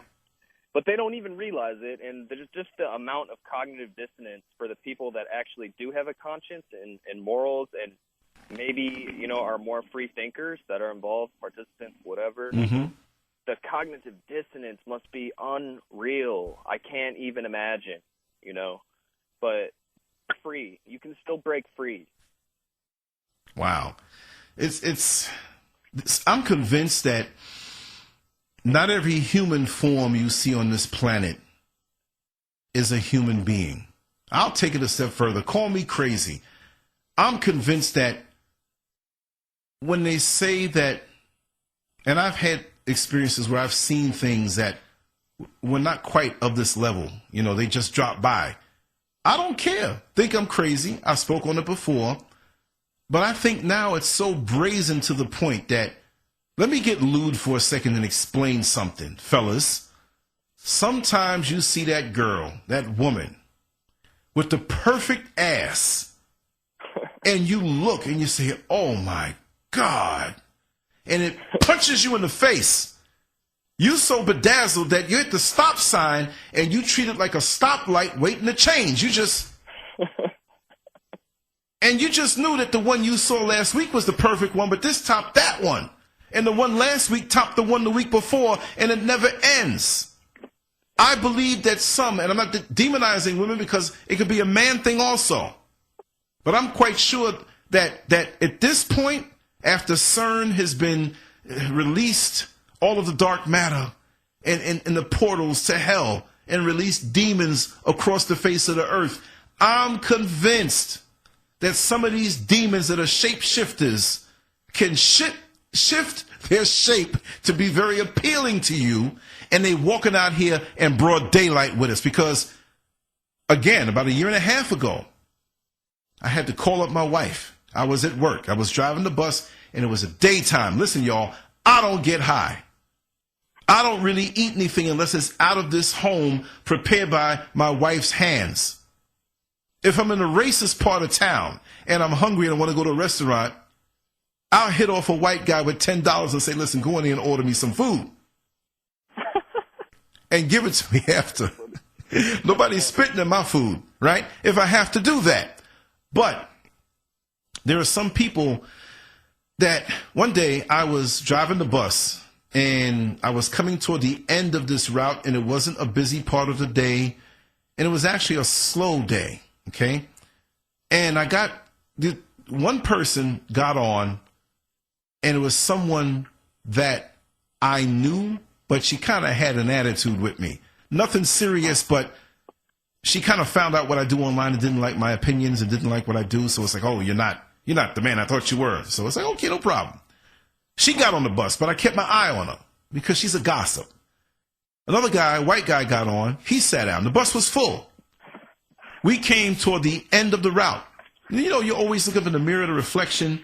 And I saw her feet, and I saw this man in the back. And usually they get off at the Walmart, and there's one more stop before my layover where I sit for a long time. You're not coming to the last stop where there's nothing, right? So as we approach Walmart, when I turned the corner, they were sitting there in the daytime. And again, if you want to think I'm crazy, feel free. I'm happy in my craziness, right? I turn around because usually they pull the bell. People will pull the bell for the Walmart stop, or they'll say something. So I was going to stop anyway, but I turned around. I said, man, they didn't pull the bell. I turned around. There was nobody on my bus. Whoa. Nobody. Whoa. I'm not crazy. And I'm not even going to think I'm crazy. I say it and joke and all that stuff, but I know what I'm dealing with. Those things tell you something. You ever see somebody in broad daylight or in the darkness, or a stranger in public with other people, and they freak you out? You know that this person is something up with them, and they look you in your eye and they know you know? Absolutely. It gives you the chills because your spiritual discernment, I'm not talking church discernment. I'm talking about that connectedness that when an animal sees you out in the wild, he checks you out. Now, he's going to run anyway. But if you evil, the minute you make a motion toward him, he's running, right? But if you're a kind, loving person, he might let you get a little closer before running off, especially if you have some food. That's the way it is. No, those supernatural experiences are real, 100%.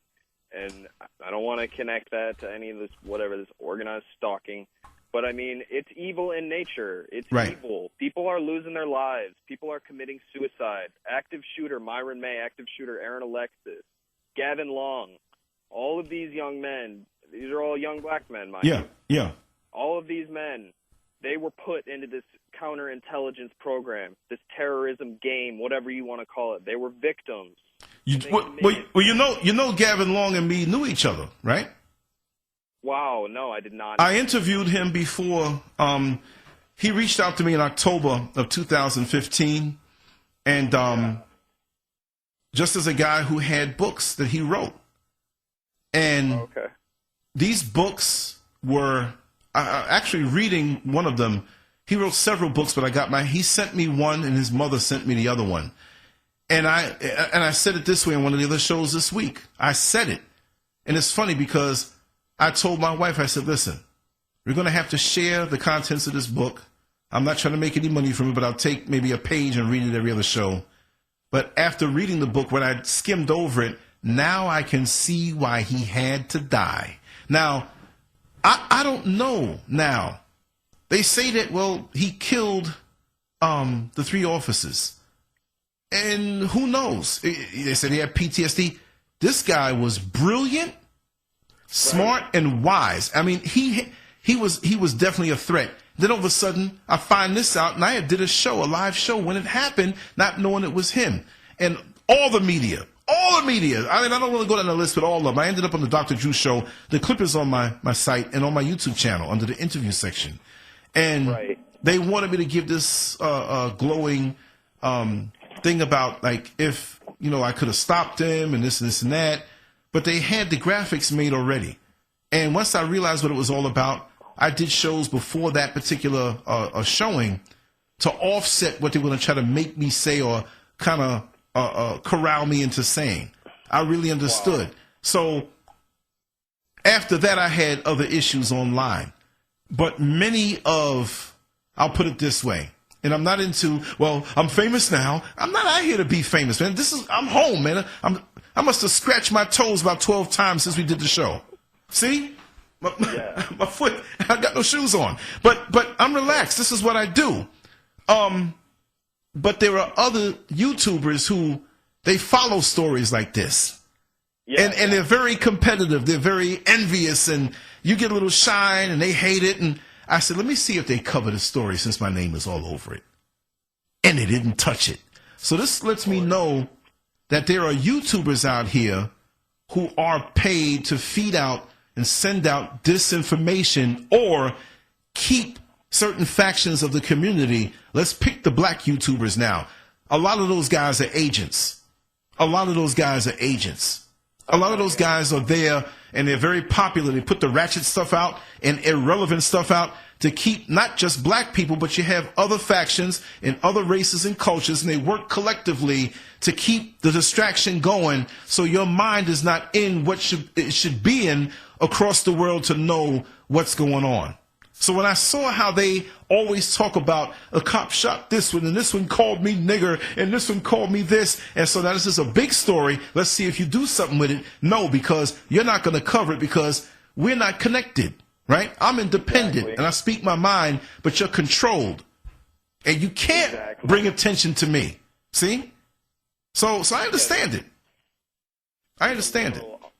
Army of disinformation shills out there just spreading propaganda and horse shit. It's ridiculous. And yeah, that's incredible. Good thing you weren't associated with it at all. But I'd like to reiterate that those three young men, you know, they did commit acts of violence because they were pushed to the edge. Right. And they were intelligent. Very. They were charismatic. Yes. And this is what our government does. They don't want messiahs. They don't want that. You know, they don't want people who have good nature, you know, to influence other people. The agendas of the powers that be are sinister, man, and they're evil. And people don't realize that. You know, they want to think, oh, yeah, my government loves me. They don't love you. Okay? Well, brother, look at yourself at your age. I'm not saying your age like you're some baby. You're 24 years old. And I was always a smart kid, but damn, I mean, I wish I had your sense 30 years ago when I was 24 years old. You know, you're definitely a target because you're so far advanced. So understand that. Now, if you were out here and just speaking on a carnal level, they're coming after you for a reason.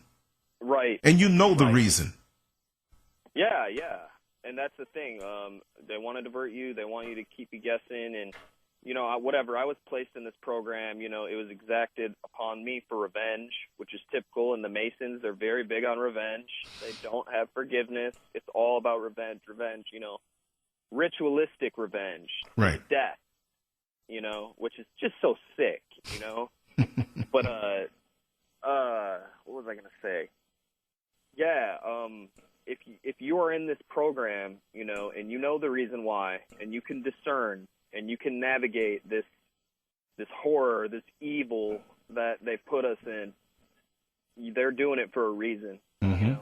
And if your surveillance and your harassment is 24/7 and as intense as it is for me, there's something special about you. Right. Definitely. Yeah, take it as a compliment. Something. Right. Yeah, you know. Exactly. You got to embrace your mission because I haven't heard of this. Not many people get taken out of this program unless they turn coat and they become harassers. Right. You know, or they become disinformation shills and they spread propaganda. And I won't do either of those. Right. And no, if you're a target, you know, sometimes they give you an out, but there's not always a way out, and you're going to have to be a warrior, man, you know? Yeah. I mean, to me, that's what I was born to be. That's deeply embedded in my makeup, and I'm going to always speak truth. You know, the other day I had someone come at me and said, oh, you have to take down your logo, which was created for me. Well, you know, they basically said that me pointing my finger to my head was Masonic and the lines coming from my head and the light that I said I had nothing to do with that. I sent my buddy a picture and he does graphics for cable television and you know, news programs, the graphics that they have to make quick because something happened and they got to have a guy to make these things quick. And so he's excellent at what he does. And you know, he does some work for me. My custom graphics are not off the rack. You know, some of them are, but those that he's done are customized. And I said, listen, you know my style. You know what I'm all about. I leave you creative control. Just I'll give him some suggestions, but he's excellent with that. So I gave him several photos, and he picked the one with my finger on my head this way. And he went to work, and he put Scurv and put this and that. And I took I took the still shot because it has the Scurv, you know, thing there, and it has a picture of me. I said, you know, that'd be kind of cool to use it because I am my brand. You know, I don't sell shoes. I don't sell dresses. You know, I don't do any consultations, even though I end up doing a lot at night anyway for people who call, which I welcome, you know. So I left it up there. I got, within a week's period, there were about 15, 20 people out of nowhere. You're a Mason. I'm like, no, I'm not. Yes, you are. I see the hidden so-and-so. And they were trying to influence other people to make them think I was into something that I'm not into. Like I said, I'm not knocking y'all. You know, if we're to have some type of confrontation down the road, if that's what's deemed to be, fine. But I'm living my life. You're not stopping me. I'm loving my life. Fine. Maybe, you know, I get blackballed. Yes, I understand that. But I know how to live. I'm too shrewd. I'm very disciplined and focused. But don't come now and try to smear my character by something like that. And yeah, that's the type of stuff they do, man. Right, right. Discredit you, you know, shift your audience. You know, they accuse me of being a quote-unquote perp, and I'm a Mason and all this, and bullshit, you know? Right, okay, right. I wouldn't be on YouTube. You think I got better? I'm 24 years old, okay? I should be out there living my life, but now I'm put in this horrible situation. You think I would be wasting my time talking about these topics, these super controversial topics on my YouTube channel, if I was a fake person? No. Right. I wish I was getting paid for this. Okay, I got about, you know, $50 to $100 to my name currently. They don't make it easy for you to make money. Right, right. You know what I mean? Right, right. I mean, and that's the thing, like, they will, it's just so unbelievable, just the lengths that they will go to drain you financially, spiritually, emotionally, the character assassinations, the slander and the smear campaigns. They will do anything to discredit you, because once you're put in this program and you see the world for what it really is, and you see this shadowy Masonic force that kind of has a hold on everything, you're a threat, and you know info that now they're going to have to take you out to discredit you for. So it's like ultimately, by fighting back or fighting passively, whatever, maybe not even doing anything at all, right, you're still blamed. You're still a scapegoat. Oh, well, you know this, so blah, blah, blah. We have to still continue what we're doing. Right, know? right. You're always the bad guy. You know, it's unbelievable. A couple weeks ago, I have a situation down around my job, you know, and there's some people who, you know, I'm crazy, right? I had to be in the area. I put on my work uniform and kind of walked through the bus depot, and they're looking like crazy, like, you don't work here today. You know, I do stuff like that. I had to make one quick run close by, and I would, you know, and I acted like, you know. So, you know, I mess with them right on back, but it doesn't dominate my world. But, you know, you have to keep, you just don't know. So instead of me not knowing, let me do something so they don't know. If I don't know, you're not going to know either. You know, how can, the only way you can come at me is when you know I have to do certain things. But other than that, you don't know. I might turn around and go to the beach after we get off this show. Absolutely. You know? Yeah, I can't stress that enough. If you're a target, your biggest ally is yourself and being spontaneous. Totally being spontaneous. I mean, don't make any plans. I mean, right. if you make plans, expect for them to be sabotaged, you know? Exactly. Expect for them to set up some street theater or whatever the hell they do. Just be spontaneous, but, you know, still be health conscious, have a good routine, a hygiene routine, but be spontaneous, you know? Don't shop at the same store. Right. You know? Leave your phone home sometime. Yes. Use somebody else's phone sometime. I'll pay a person. Listen, you don't know me. You can dial it. I just want to say, put it on speaker. I want to say something. Right. What are they going to do? Surveil every phone out there? Right. Right. I mean, yeah, and we're our communications are gamed, bugged, whatever. But yeah, throw them diversions. Make their job harder than it needs. Make those bastards pay overtime like a mother. That's right. That's right. That's right. Because people don't even realize that they're low-jacking themselves when they keep their phone on them. Nobody knows where I'm going. Yes, come on. You got it on you. That's low-jack, man. They know where your phone is. They know where you went. Trust me. If they hand us this technology as a hand-me-down, this stuff has been around from a long time ago. Like I said in the other show, look at Captain Kirk with his communicator. Well, what do you think that is? They knew that stuff was coming. They probably had it back then. Yeah, absolutely. The military and stuff. So when they hand us something, check it out. Could you imagine what they have now? Absolutely. If we know that we can go on Google Earth and it's crazy, man. Google Earth and go down certain streets and see people standing there. It's like, wait a second. How'd they do this? Yeah. I had the other day, I was in my backyard. Thank God I had my clothes on this time. And there was a police helicopter that, sometimes things happen and they fly around or they might be on their way somewhere. This bad boy was coming. You heard it. And then it was, I didn't even look because it's like, okay, it's going to keep on going. It was pretty high up. Then it got lower. Then it got closer to where I live. Then it got real low. May God be my witness. My wife was right there.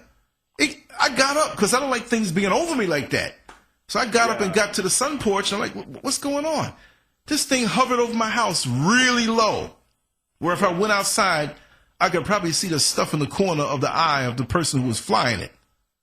And then he turned around and they kept going. I was like, you give me a message or what? That's all, because, they can't provoke you in person or whatever. They can't mess up your show. So they're going to do flyovers. Mm-hmm. It's just the most fantastical tactics imaginable, and they go to great lengths, and they have unlimited funds and power and resources. Right. And yeah, I get the flyovers too. It's like, if I go out, and I'm out in public, and they can sabotage me there, and they do, then I'm not going to get the flyovers at my house late at night or whenever right. in the afternoon. Right. But if I stay home, right, and I don't go out and they can't provoke me in person, I'm going to get helicopters, drones, Mm-hmm. So it's like they just get at you any way that they can. It's just total 24/7. Trying to dismantle you. They better fly that drone good if they fly it over my house, because I'm going to throw something and knock you. I'm going to get it. Hey. I'm going to come in here and do a live show and see. Look at the drone. Let's break it down. You should. Yeah. Let's see who comes to get it. You can shoot them down. Yeah. Exactly. Yeah. The tactics are insane. I mean, this is pitched to the public, and it's spearheaded by secret societies, Mason brotherhoods, etc., and they have this sophisticated tech. Okay, here it's this witch hunt. It's adrenaline. It's fun. It's exciting. It's profitable. But they don't see, that there's the military-industrial complex is up under it. Right. And they don't have your best interest in mind. So, okay, it's a fun little toy gadget for you now until it gets turned on you. Right. And then what? Then what are you going to do? It's not going to end well, man. I don't know. This is not going to end well. Well, like I said, okay, I intend to live a long, prosperous, healthy, spiritually centered life. They don't want that, because for me to be that way, it will be a light to others. And exactly. See, to me, these entities, not to go off too much on another area, but they know their time is limited. There's a spiritual awakening that's going to happen, and if you ask me, it already started across the planet, and they want to keep us dumb so they can remain in power, because when we wake up, their system falls down and their power is diminished. Yes, they may have bombs. They may have this surveillance. They may control what they call money, which is only pieces of paper. What if we all said we're all family, right? What if we said we're all family? Now, you know, some of the agents will say that too to get in. But if you come down here to Orlando, you got a place to stay and somewhere to eat. And if I come where you are and we eliminate the money, right? We barter with each other. We're not afraid to step out of the system and not only watch it crash, but help it to crash faster. Because we really don't need it. We're just not organized. And that in itself, to me, is something that strikes fear in them. And again, like I said, I do feel that some of these people are not human beings. They have no souls. They don't mind doing what they're doing because they have no connection to the divine. They can't go. And that's what one of the things that Cosmo said in his book. And I'm kind of tempted to get up and go and read a piece because the book is in the next room. But basically, he was saying that there are different levels of our existence that are interconnected, but they are separate once broken down. And that when we transition, we'll understand how they're separate, the physical body, which is nothing more than a tool. It's actual dust. The Creator breathed the breath of life into it. Yeah. And so we worry about that, but that's what it is. And we have our spirit, we have our soul, we have our higher divine self. And that's where we really want to ascend to going to. And I believe many of these entities can't go there because they don't have the necessary components.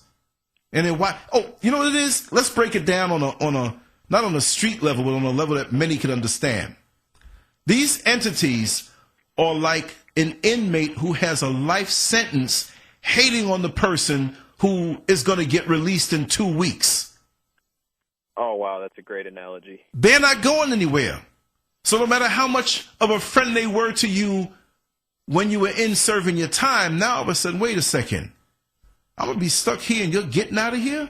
But I enjoy your company? I'm going to set you up to catch another charge because of my selfish need to know that you're not going to be away from me. And I'm not saying it's a homo thing, but you know, you're out there with women and food and free, and I'm locked up in here. Nah, you staying here. You staying here with me. See? Yeah, that's a great analogy. That's exactly how it is.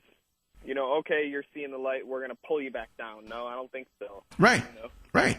But and, yeah, that's an excellent analogy. And when it comes to sin, understand what sin. You know, this is in general. I'm not saying any denomination or any religion, whatever. Let's just, look, whenever you say, and I've learned this personally many decades ago, whenever you say, listen, I got to stop this. This is consuming my life too much. I'm into this thing. And I'm going to be real. You know, like I said, I was into the women. You know, I have 2 or 3 women by the house, and I'm addicted to this activity. And, you know, I know better. I got to stop this. This is not right. There are diseases out here, but there's all types of spiritual things going on. But, oh, man, it was freakishly good, but I got to stop this. And then you stop it. You know, you go cold turkey. You go for months, you know, and then you eventually deal with someone on a balanced level, you know, a relationship that's good for you, where you care for the person and you're committed to the person and all of this stuff. And then the thought pops in your head and it lets the world know that you might be open for something, and something comes to you and it is so perfect. It's like, oh my God, look at her. She says the right things, and I don't want to go back on crack anymore. You know what I mean? It's not crack, right? But it's a form of crack. And why I say this, I've said all this to say this. Your first taste of that thing after you got off of it and conquered it for a time is sweet. It's sweet. You're like, why did I stop? I got to get into this thing again. It's so good. Exactly. And now you're pulled back down because now that entity doesn't want to see you free from it and doesn't want to see you ascend to a place on a spiritual level where they can't go. Yeah, you're absolutely right. So we got to conquer the carnal mind.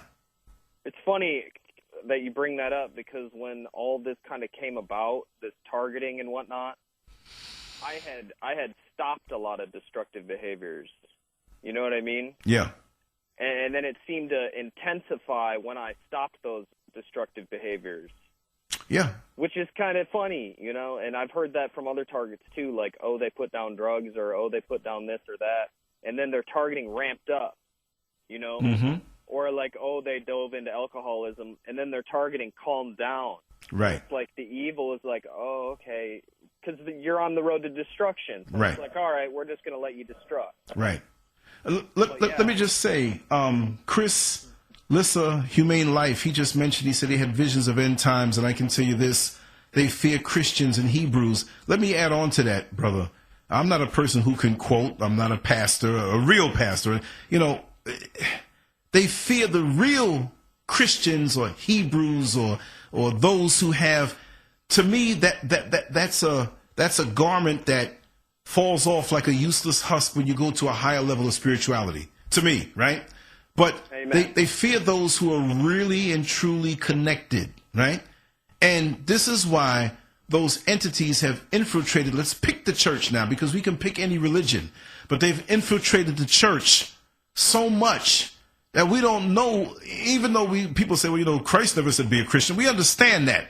But it's supposed to be a place where we're trying to go higher on a spiritual level, and we don't even know what we're looking at. We don't even know what a real Christian is no more, because that thing has infiltrated the church, and it's a business, and it's a facade, and it's so diluted. Yeah. You keep dropping water in that mug of lemonade, right?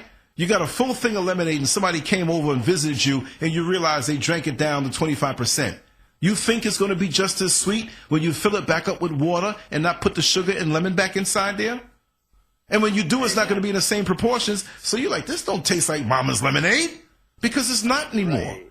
It's been compromised. It's been touched, right? It's been stepped on. Exactly. Yeah. So these places where they say this is the church and this is the church house, and we know how to go in like a marionette puppet. You got demons sitting up in there acting, praise the Lord, and acting, but what's inside their heart? So now it's fair game. I ain't trusting none of y'all until you show me what's inside your heart over time. Because you know what's what when you get a chance, and you're connected and they're connected. Let me tell you something. I've seen people who are about it, and eyesight and eye contact is very important. And we've been in places that were very quiet, and I never saw this person before. And I look across the room, and they look back across the room at me, and we look at each other, and we smirk, and we nod our head. We know each other. Don't know the middle name, don't know the social security number, don't know where you live, don't know what you do behind closed doors. I don't care. I know you.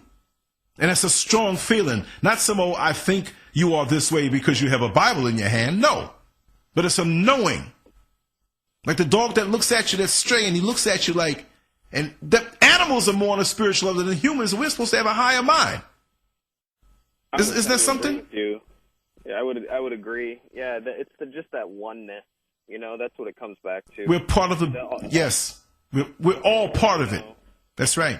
Yeah, absolutely. White, black, brown, Jews, Muslim, whatever.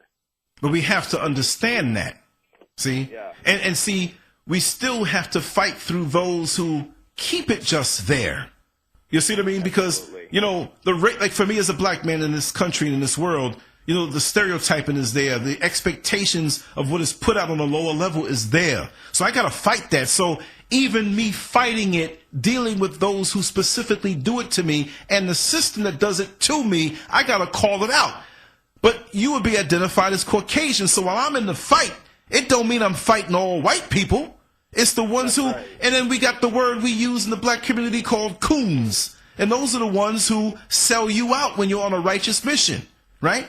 So we got to call it out. And I have no problem for a Caucasian calling out what, if it's something, if I got an orange in my hand, it's an orange and an orange and an orange, no matter who says it or knows it. But we have things within the community, within our respective communities, but we're all joined in different ways. Look, you might be labeled as white and I'm labeled as black, right?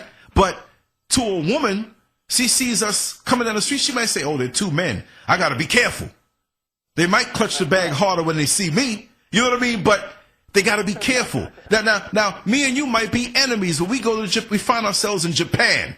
Everybody, we don't know what's going on. Now, we enemies now, we look at each other like, man, we need to stick together because we both from America and speak English. Now we're Americans. Right? So the common denominator, we have so many different common denominators that we can look at. So I don't switch up, but I understand the inclusiveness of all of it, and I try to understand where every individual is coming from when I speak with them.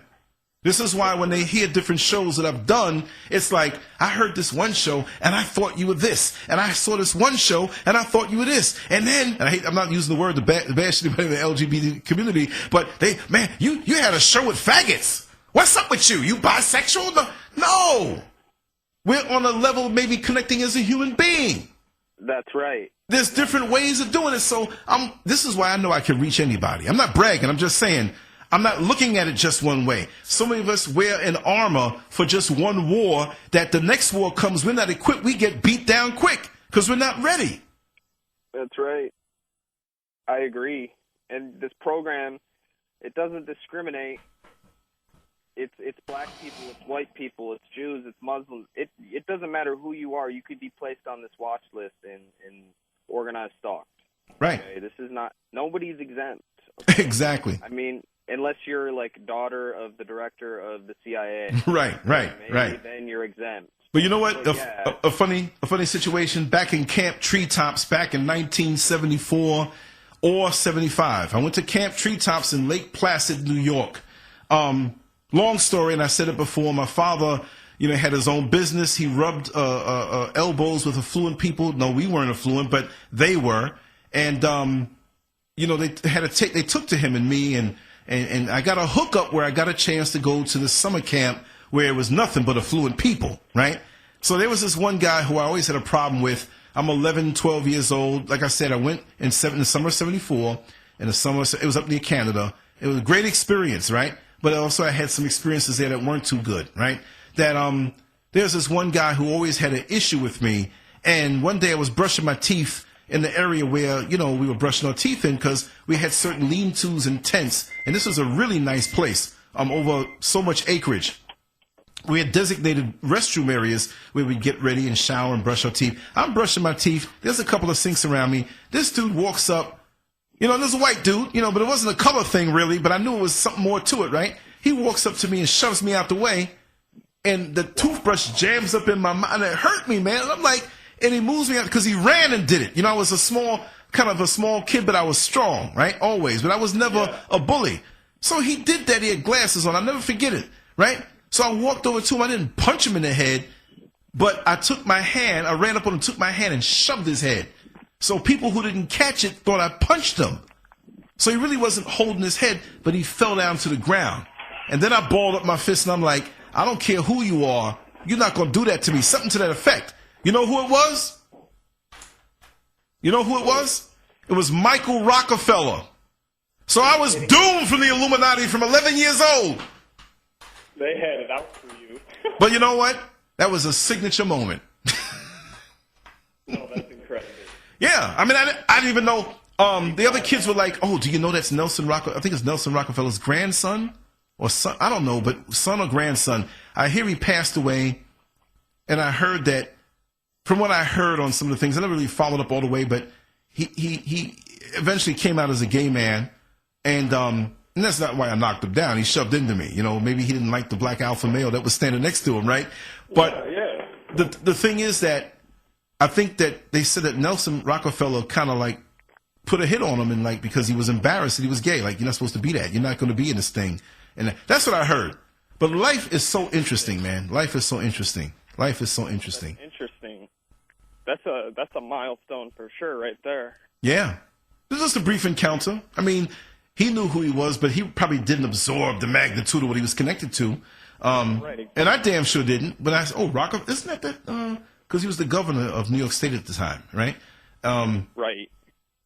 I don't say like there's the baby Illuminati. Like, let's get him now. He's 11 years old. Follow him for the rest of his life. I'm just saying that was something that happened, and it's just ironic that that these people, they're human, some of them, and you just never know. But I do have a feeling that one day, at some point, on some level, we will know and understand what has gone on. People say, well, when you pass away, you don't know anything.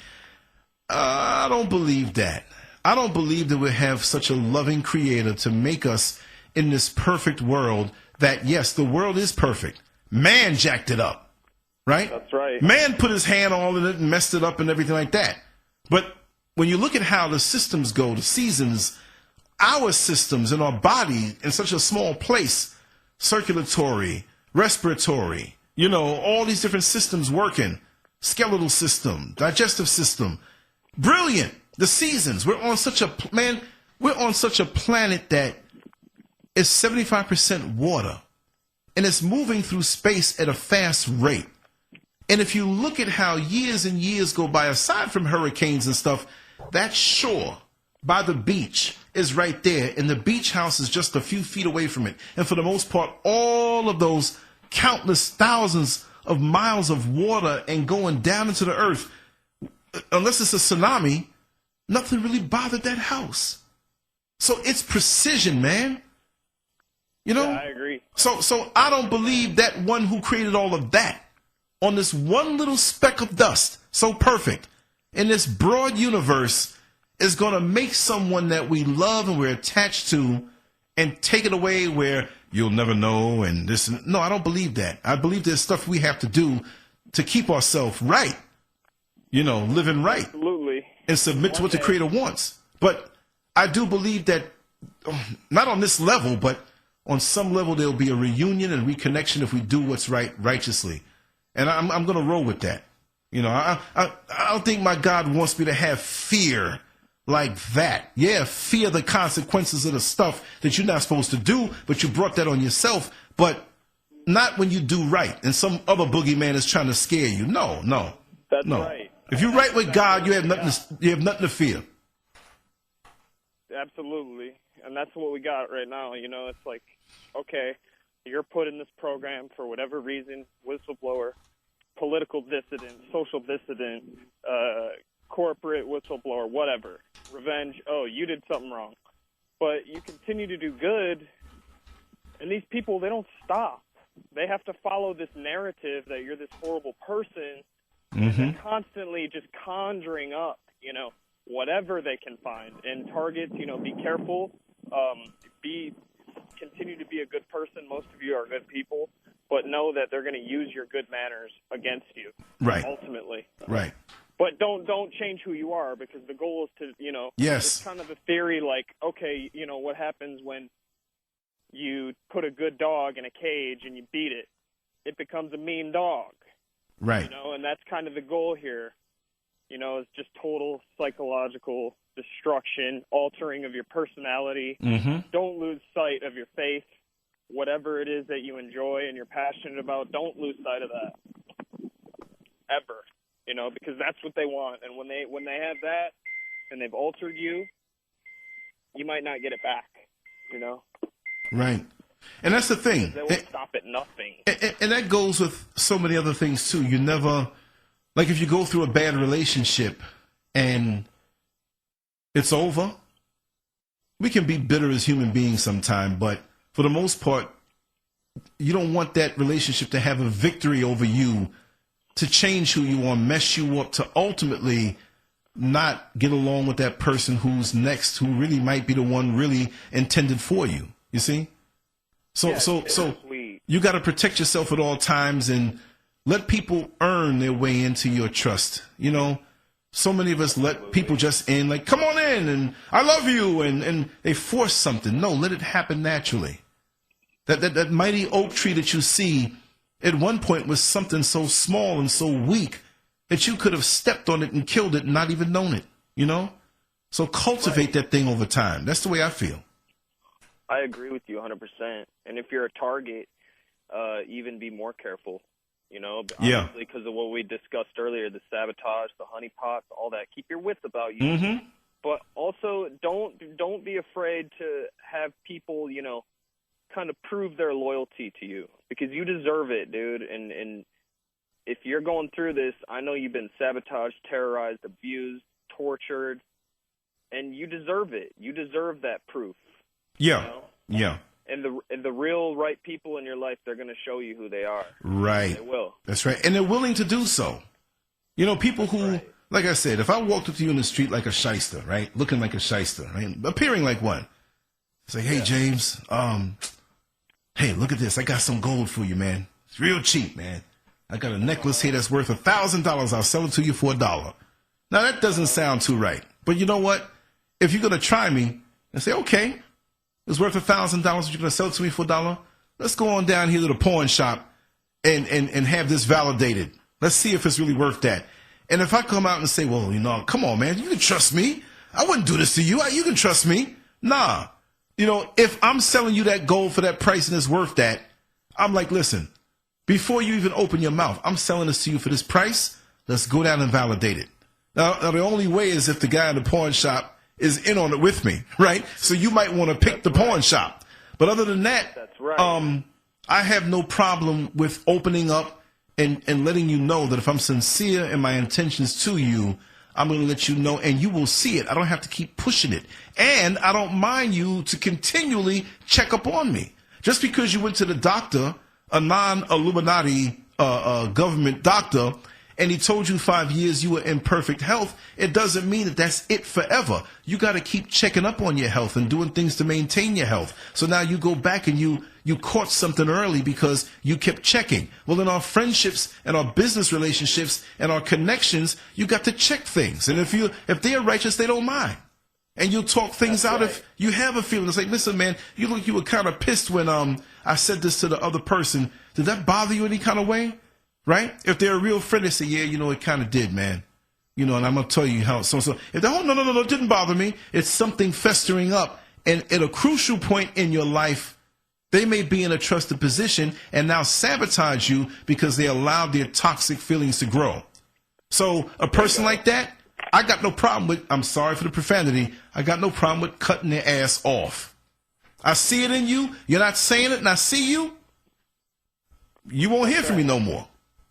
You're dismissed. Pull their card, check them, and you got to check people. That's the thing. Yeah.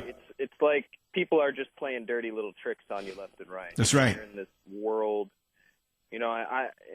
You got to pull their card sometimes, you know, or just walk away sometimes. Right. That's okay. If you're a target, you got to be a little bit of a hermit sometimes and be okay with who you are. Right. Because you're going to be spending a lot of time alone.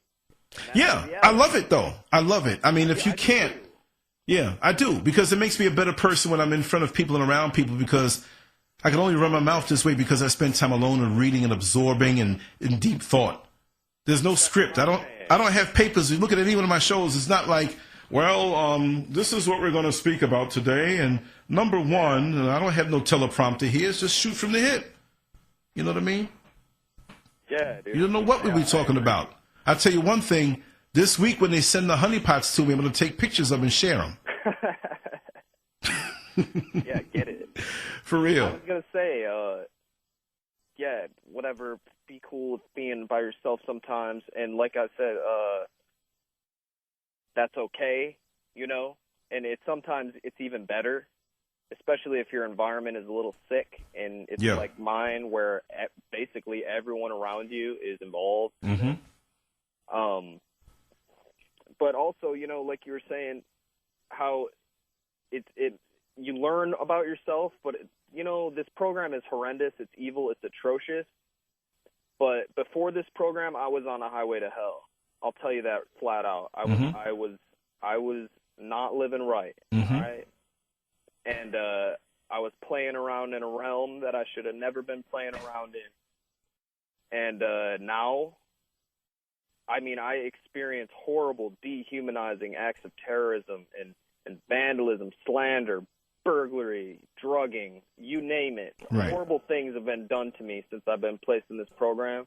Right. But it has strengthened me so much, you know, and it's given me just vast knowledge, you know. And it's bittersweet. It's bittersweet. Yeah, yeah. There are things about it that like you said, the bittersweet thing. It's like it woke you up even more. Right. You probably wouldn't be here if it didn't wake you up, but you woke up to do and deal with a battle that, you know, you probably would have ran away from before. So it's a bittersweet thing, you know. It's medicine that's going to make you well, but it tastes nasty. So, that's right. You know, in the long run, it's the best thing. Yeah, I don't know. I probably would be dead, you know, otherwise. It's really found me to search for who I am, you know, what I enjoy, right? What life means to me, all that. You know, this is a spiritual journey. You know, if you're placed in this program, you're going to do so much soul searching. You're going to learn so much about yourself. You're going to have horrible things done to you. Everyone's going to turn against you. But there are benefits, you know, and what doesn't kill you will only make you stronger. That's right. And in the end, all of us, we're going to win, man. I mean, seriously. Oh, yeah, no doubt. No doubt. No doubt. These people, they could not walk a mile in my shoes. That's right. You know, they could not. That's right. I don't know what they would probably blow their brains out. That I've been through. I'm not even. It's the truth. That's why they're bedazzled, and I believe that many of them who are on that side, they probably say to themselves, damn, I wish I was like that person. You know, when you're a coward, but you're a very powerful coward, or one who is empowered by something that you honor as having power, you don't feel that power. Because like I said, real men, and I mean mankind, women also, real men and women can stand on their own 2 feet, and they have the confidence of knowing that they've been through many trials and tribulations that have molded themselves into being the strong person, and they know what their resume holds, and there's no punk in them like that. When you know that you're the champion of the world, your world, we know the creator is the champion, but when you know that you've gone through everything and passed through every test with flying colors, that what battle are you bringing me now? It's like when my mother and my father passed away, it was traumatic to me at the time because I never went through anything like that. And it really hurt, and it still hurts. I still miss my parents, but the sting of death is less to me now because I've tasted a forkful of what's in that plate. I've been through breakups. I've been through looking in your bank account, for some reason you made a mistake that created a domino effect where all your money's out of it. I've been through being ridiculed and smeared and lied on. What can you bring me now? Right? That's right. So I'm a champion. You're a champion. When you get to a certain point in this life, you know you have what it takes to deal with the BS that they're bringing. So now what more? It's almost like the part in the Rocky movie. I think he did it in every movie, every Rocky movie, but there's that part where he's getting beat up bad. I mean, this is movie magic, right? He's getting knocked around the ring, knocked into the restroom, he comes back out, knocked into the parking lot, and after a while the music changes, dun, dun, dun, dun, and this is what he says. Is that all you got? Is that all you got? And then now he starts beating up on the person who was beating up on him. Well, you know what? I had so many moments like that from decades ago. Is that all you got? So now that's why you can make me a predator. If you come at me the wrong way, I'm not scared of you. You can make me the predator. You can isolate me. You can demonize me. You can't stop the fruits out there in the wild from growing. There's a couple little places by the side of the highway. I got a whole lot of watermelon patches out there nobody knows about. Like some people go out there and grow weed. I grow watermelon. I got it on my property, and I got spots where people don't even know. So try me. I'm going to eat. I love it. That's awesome. It's the truth. That's awesome. Yeah, that's where I'm at. I'm like, what else you got? And you know what? At 24 years old, you're mighty. You know? Well, and that's the thing, too. Like, I've noticed most of the targeted individuals that are genuine and whatnot, like I said, there were like 70% women, you know, widowed, divorced, single, that live alone, easy to discredit, vulnerable, you know? Yeah. And then the other 30%, I think, like, a lot of the males, especially the ones that are targeted and are my age, I don't think they realize that they're targeted.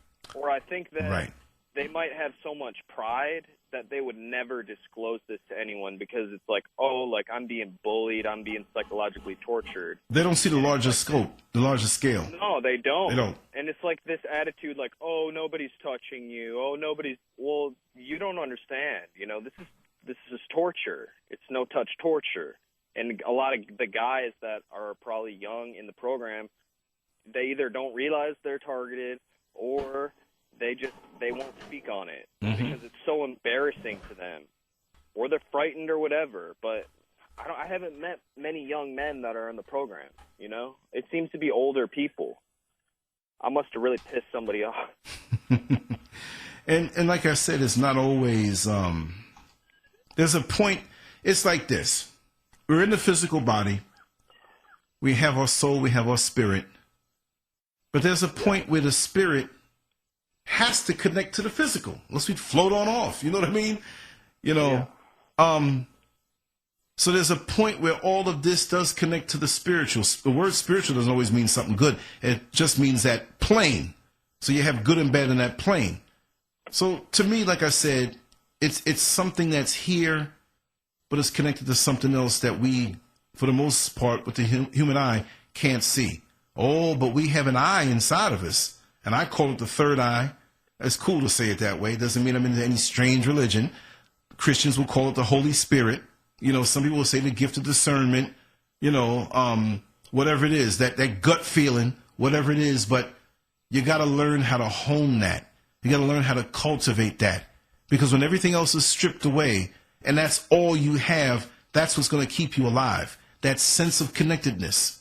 See? And our Creator never fails us. But only we fail in our connection to our Creator. See? Creator's always there. The sun is always shining. It could be a bad rainstorm dropping down in Orlando, Florida. Now, if I didn't have sense, oh, the sun left me, the sun's gone. There's no sun, what happened? No, the sun is on the other side of those clouds. But you can't let those clouds, no matter how intimidating they are, psych you out and make you think the sun doesn't exist anymore. Because there's somebody across town that might call you up and say, man, it's a beautiful day out here, but I'm looking over in your direction and boy, you got a cloud over your house, but the sun is bright. So it's all a matter of your perspective. So even when you're under the gun and being attacked and being marginalized, you got to know that there's something more powerful than that thing coming at you. Over it. That's right. That's right. And a lot of people won't make it out. You know, they'll either get entrapped or they'll end up like Myra May and those other people commit crime because they don't have the ability to discern. And, you know, the males, you know, I mean, it takes a lot for you. If you're being organized stalked, if you're being gang stalked, it takes a lot. If you're a man who has a little bit of pride, even a little bit, it takes a lot to not drag one of these people out of their cars and beat the fuck out of them. You know? I mean, in a lot of the dudes that are probably in this program, yeah, they don't have much spiritual faith. They don't have any faith, and they're just going to freak out and lose their mind or end up in the loony bin. And Right. You had a question. Don't do that. There's a question directed your way from Chris.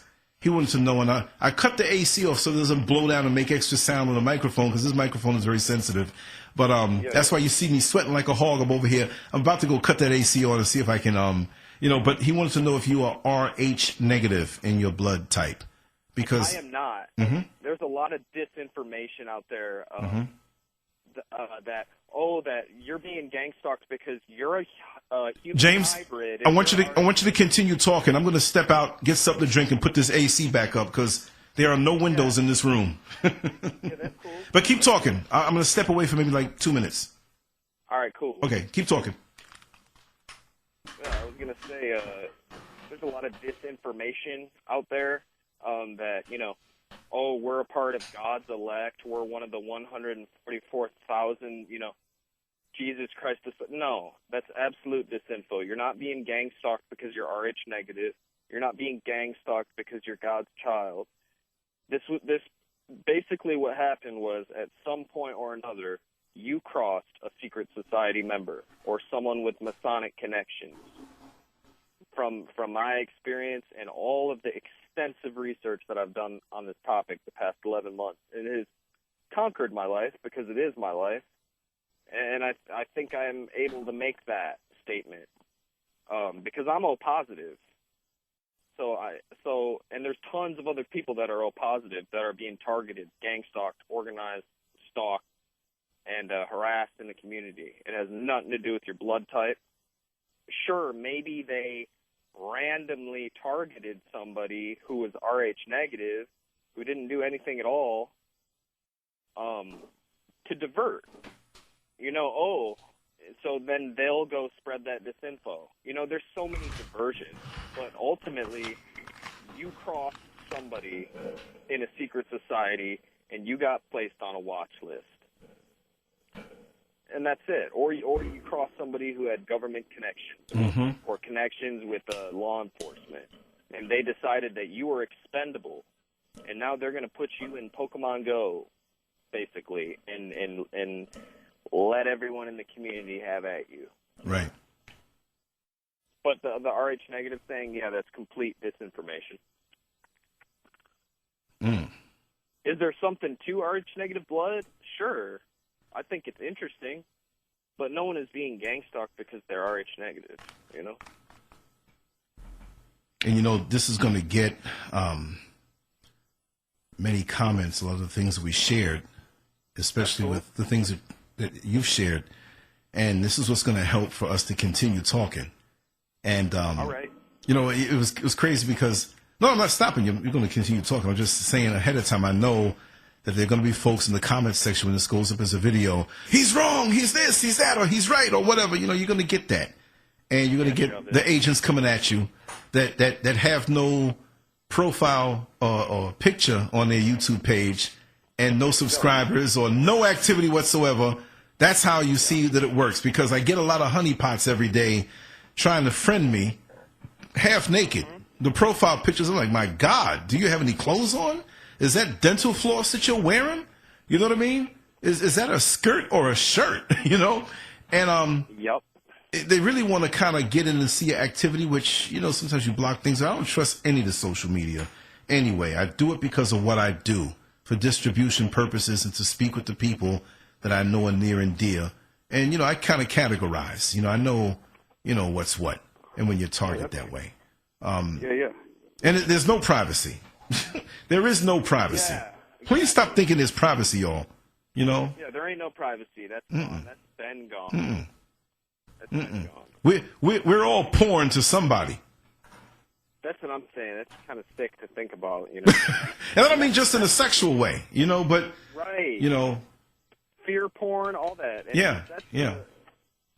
I kind of had this theory, that, okay, this game, per se, these secret social networks, these slander websites, etc. Like I was saying earlier, how, it's, you can spectate, if you didn't want to be a participant, well, maybe you could just spectate, and then this was like kind of like a modern-day Roman Colosseum, I mean, it's genius. Think about it. And then the elites have entertainment, Right. They're just sitting back laughing at all this, Right. I mean, it's ridiculous. Right. The Masons, they're huge on mockery, you have to understand. They do the Masonic face touching to mock you to your face, and they're big on mockery and revenge, and that's what this program thrives on, Well, look, they can be a voyeur on my life all they want. I'm going to be the best damn exhibitionist. They're going to be mad like, he's getting a thrill from this. We're not making him mad. He loves the attention. That's how I feel. I'm like, any bad press is good press. Exactly. Yeah, I always knew I'd be famous one day, just not like this. Right. Well, those of us who have that kind of thing going on, and it may not be fame where your name is up in lights down at Radio City Music Hall on 6th Avenue down in Manhattan, but you know that you're going to be crucial in something, right? And there are people who are not about or don't see, and we're all crucial, because I always like to say, when you open up a Swiss watch, you may see the faceplate and say, okay, that's the watch, but you don't understand what goes into making the watch and being such an excellent timepiece until you pull that faceplate back and see these microscopic pieces all working together in unison. And I won't go into the story of it, but the story of the mouth and the foot and the hand saying that they run things in the brain, and the anus comes in and says, listen, if I shut down, you all die. You know, so we're all crucial. That's you see? right. But we all have different positions that I won't say are more crucial, but are made to take more of a beating. Not that we're made just to take a beating, but it's our mission to pretty much be that stronger piece for the other pieces, you know?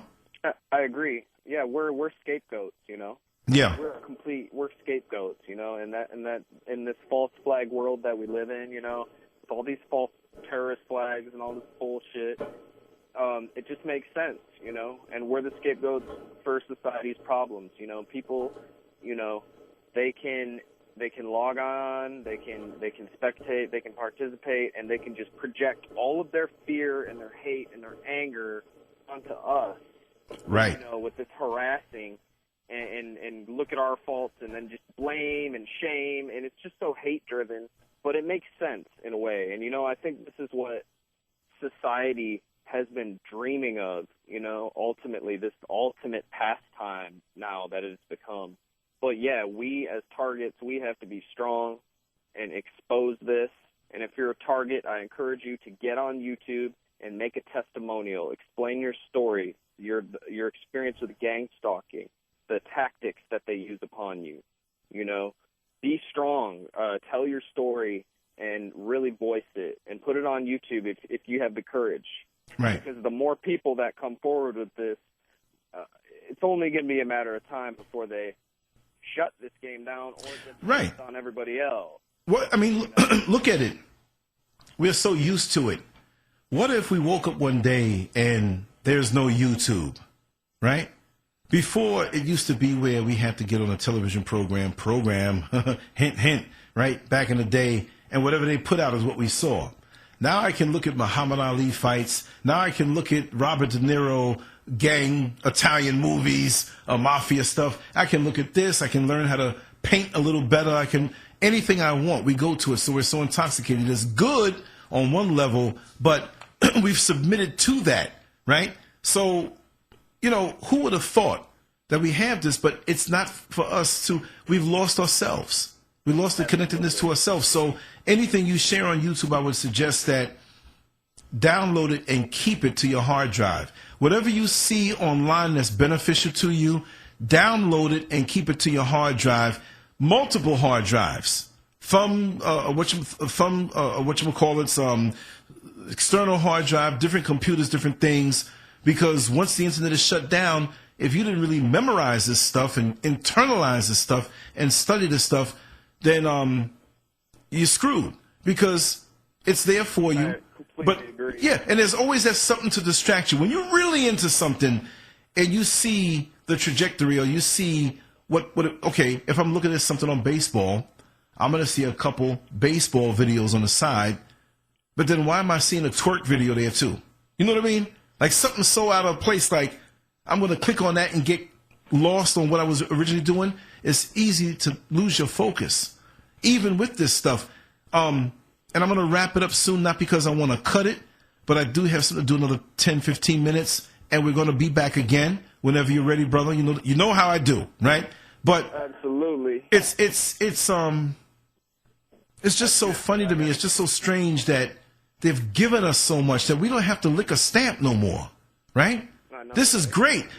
For in the bigger cities where you used to see these phone cards and you see folks from Mexico and the Caribbean and different countries that wanted to call their families on the cheap.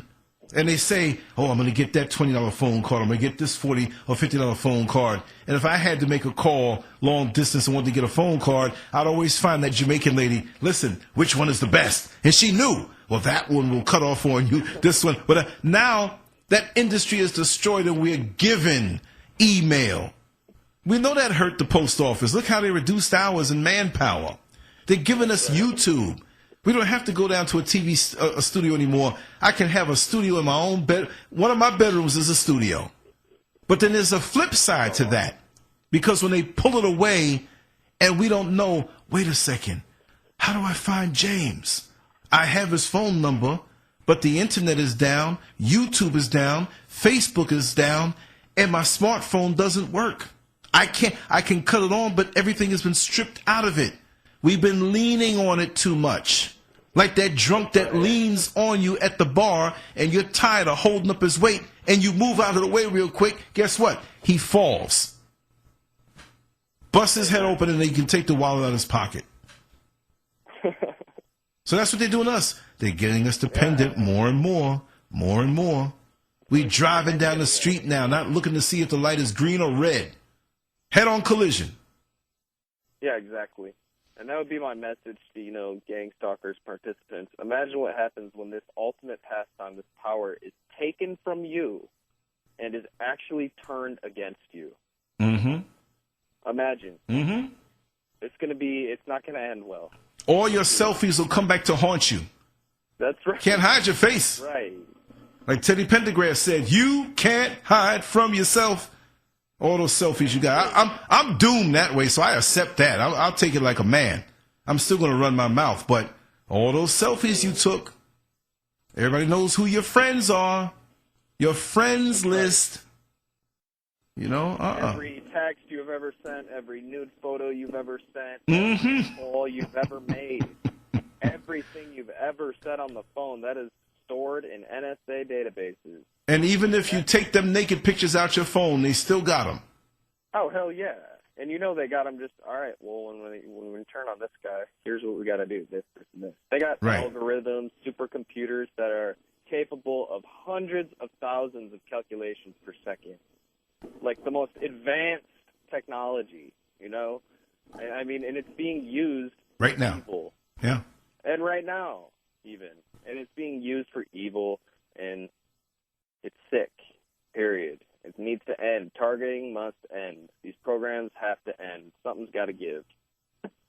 Unless we want to live in an American Stasi, Right. And that's right. I guess I'll end on that note. Well, brother, man, I really want to just say how much I appreciate you sharing your experiences and, what you've been going through and how strong you are, even though you've been going through it. And I want you to dig deeper next time. And like I said, the funny thing about it was why we didn't super schedule it, because I was considering us doing it last night, and different things happened and some other things happened on a personal level, threw it back and then bang, that's how it happens, But it was a knockout of a show. And in boxing, they always say the blow that knocks you out is the one that you didn't see coming. So the show that knocked people out today on a good level, hopefully, is one that didn't see coming. We're going to have scheduled shows. We're going to have other things, too, that just off the hip. I'm just going to put my contact info out there really quick, and we're going to end it, but I want you to stay on. You can text or call me at 407-590-0755. If you're out of the country or in the country, you can email me at scurvmedia@gmail.com. I have many other email addresses, but I'll throw that one out there. Scurv, SCURV, media, MEDIA @gmail.com. And download the LanceScurv app at the Google Play Store, the Amazon Store, and the Apple Store. I'm there also. I'm on SoundCloud. I'm on Stitcher. I'm on TuneIn. I'm on Podcast United. I'm on damn near every podcast platform. I distribute the things out there. So YouTube, don't get too souped up. If you cut out, I'm still out there big time, right? And I got all my stuff on the hard drive. So if you shut me down, I'm going to send it back out again. I always got an extra pistol with extra bullets. So don't think you got me. Check the ankles too, right? But it's a wonderful journey. Let's use this while we can. Let's try to. Okay, yeah. I'm gonna put for Narwa. I'm gonna put the Gmail inside so you can see it, because sometimes this microphone can jack up a little bit because of the bandwidth. It's scurvmedia@gmail.com. And to Google LanceScurv, you'll pull everything up. I've been hard online for the last 15 years, pretty much putting something out there every day on a different level. So I live this. This is what I live, and I appreciate everybody in the chat room, and especially Barbara, right? Nicole and Black Lion and CIA, everybody who's here, Narwa, and some of the new people who are here. Check out the stuff that I hate to say what I do, because it's a us thing. And like I said, anytime you have a story that you want to talk about or something that you want to drop, even if we have fun and tell jokes on a carnal level, we need some humor too while we're in the trenches. It's not always about being serious, but being able to laugh, because understand that even when your enemy puts a lot on you and he's figuring you to break, and you're over there laughing and having a good time, even when you do feel it, it pisses him off. And if you can't identify with that, listen, when times are good, you don't feel the pain. Those endorphins get released in the brain. Listen, when you were a 17-year-old sneaking over that girl's house, when you were getting the knee burns, you didn't feel it because something else was feeling so good. You felt the pain after. So keep the righteous pleasure going, and you won't feel the pain. And yes, Sean, thank you so much. Connect up, LanceScurv.com. Let's keep it going. I want people to help me out to share. It's not about me. Everything I do is a reflection of what someone brings me, unless I talk about some celebrity or something like that. But let's always try to go higher. Always maintain your light. Don't let the circumstances around you at the time make you give up and make you lose your light. People who come with a smile sometimes, most often, they don't have the best intentions for you. Keep your energy, keep your positivity, and invest in it wisely for those who deserve it. Just don't be a giving person and give to everybody. And we have so many takers in the world that when you're deficient and when you're sucked down and sucked out, you have nobody around you to help you out. And help doesn't always just mean money. Help can be an encouraging word. Help could be a silent prayer given in your name to uplift you. There are many dimensions, there are many ways. It's not just one way. Stop thinking the carnal way. Stop thinking the materialistic way.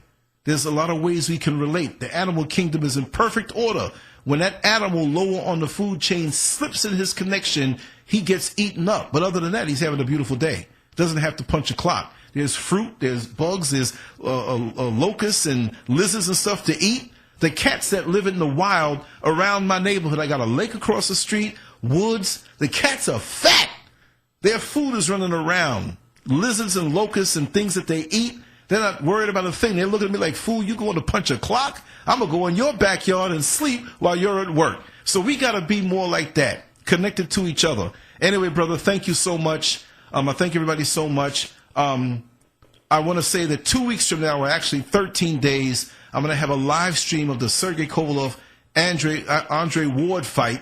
And it's going to be a blow-by-blow and a cyber fight party right here.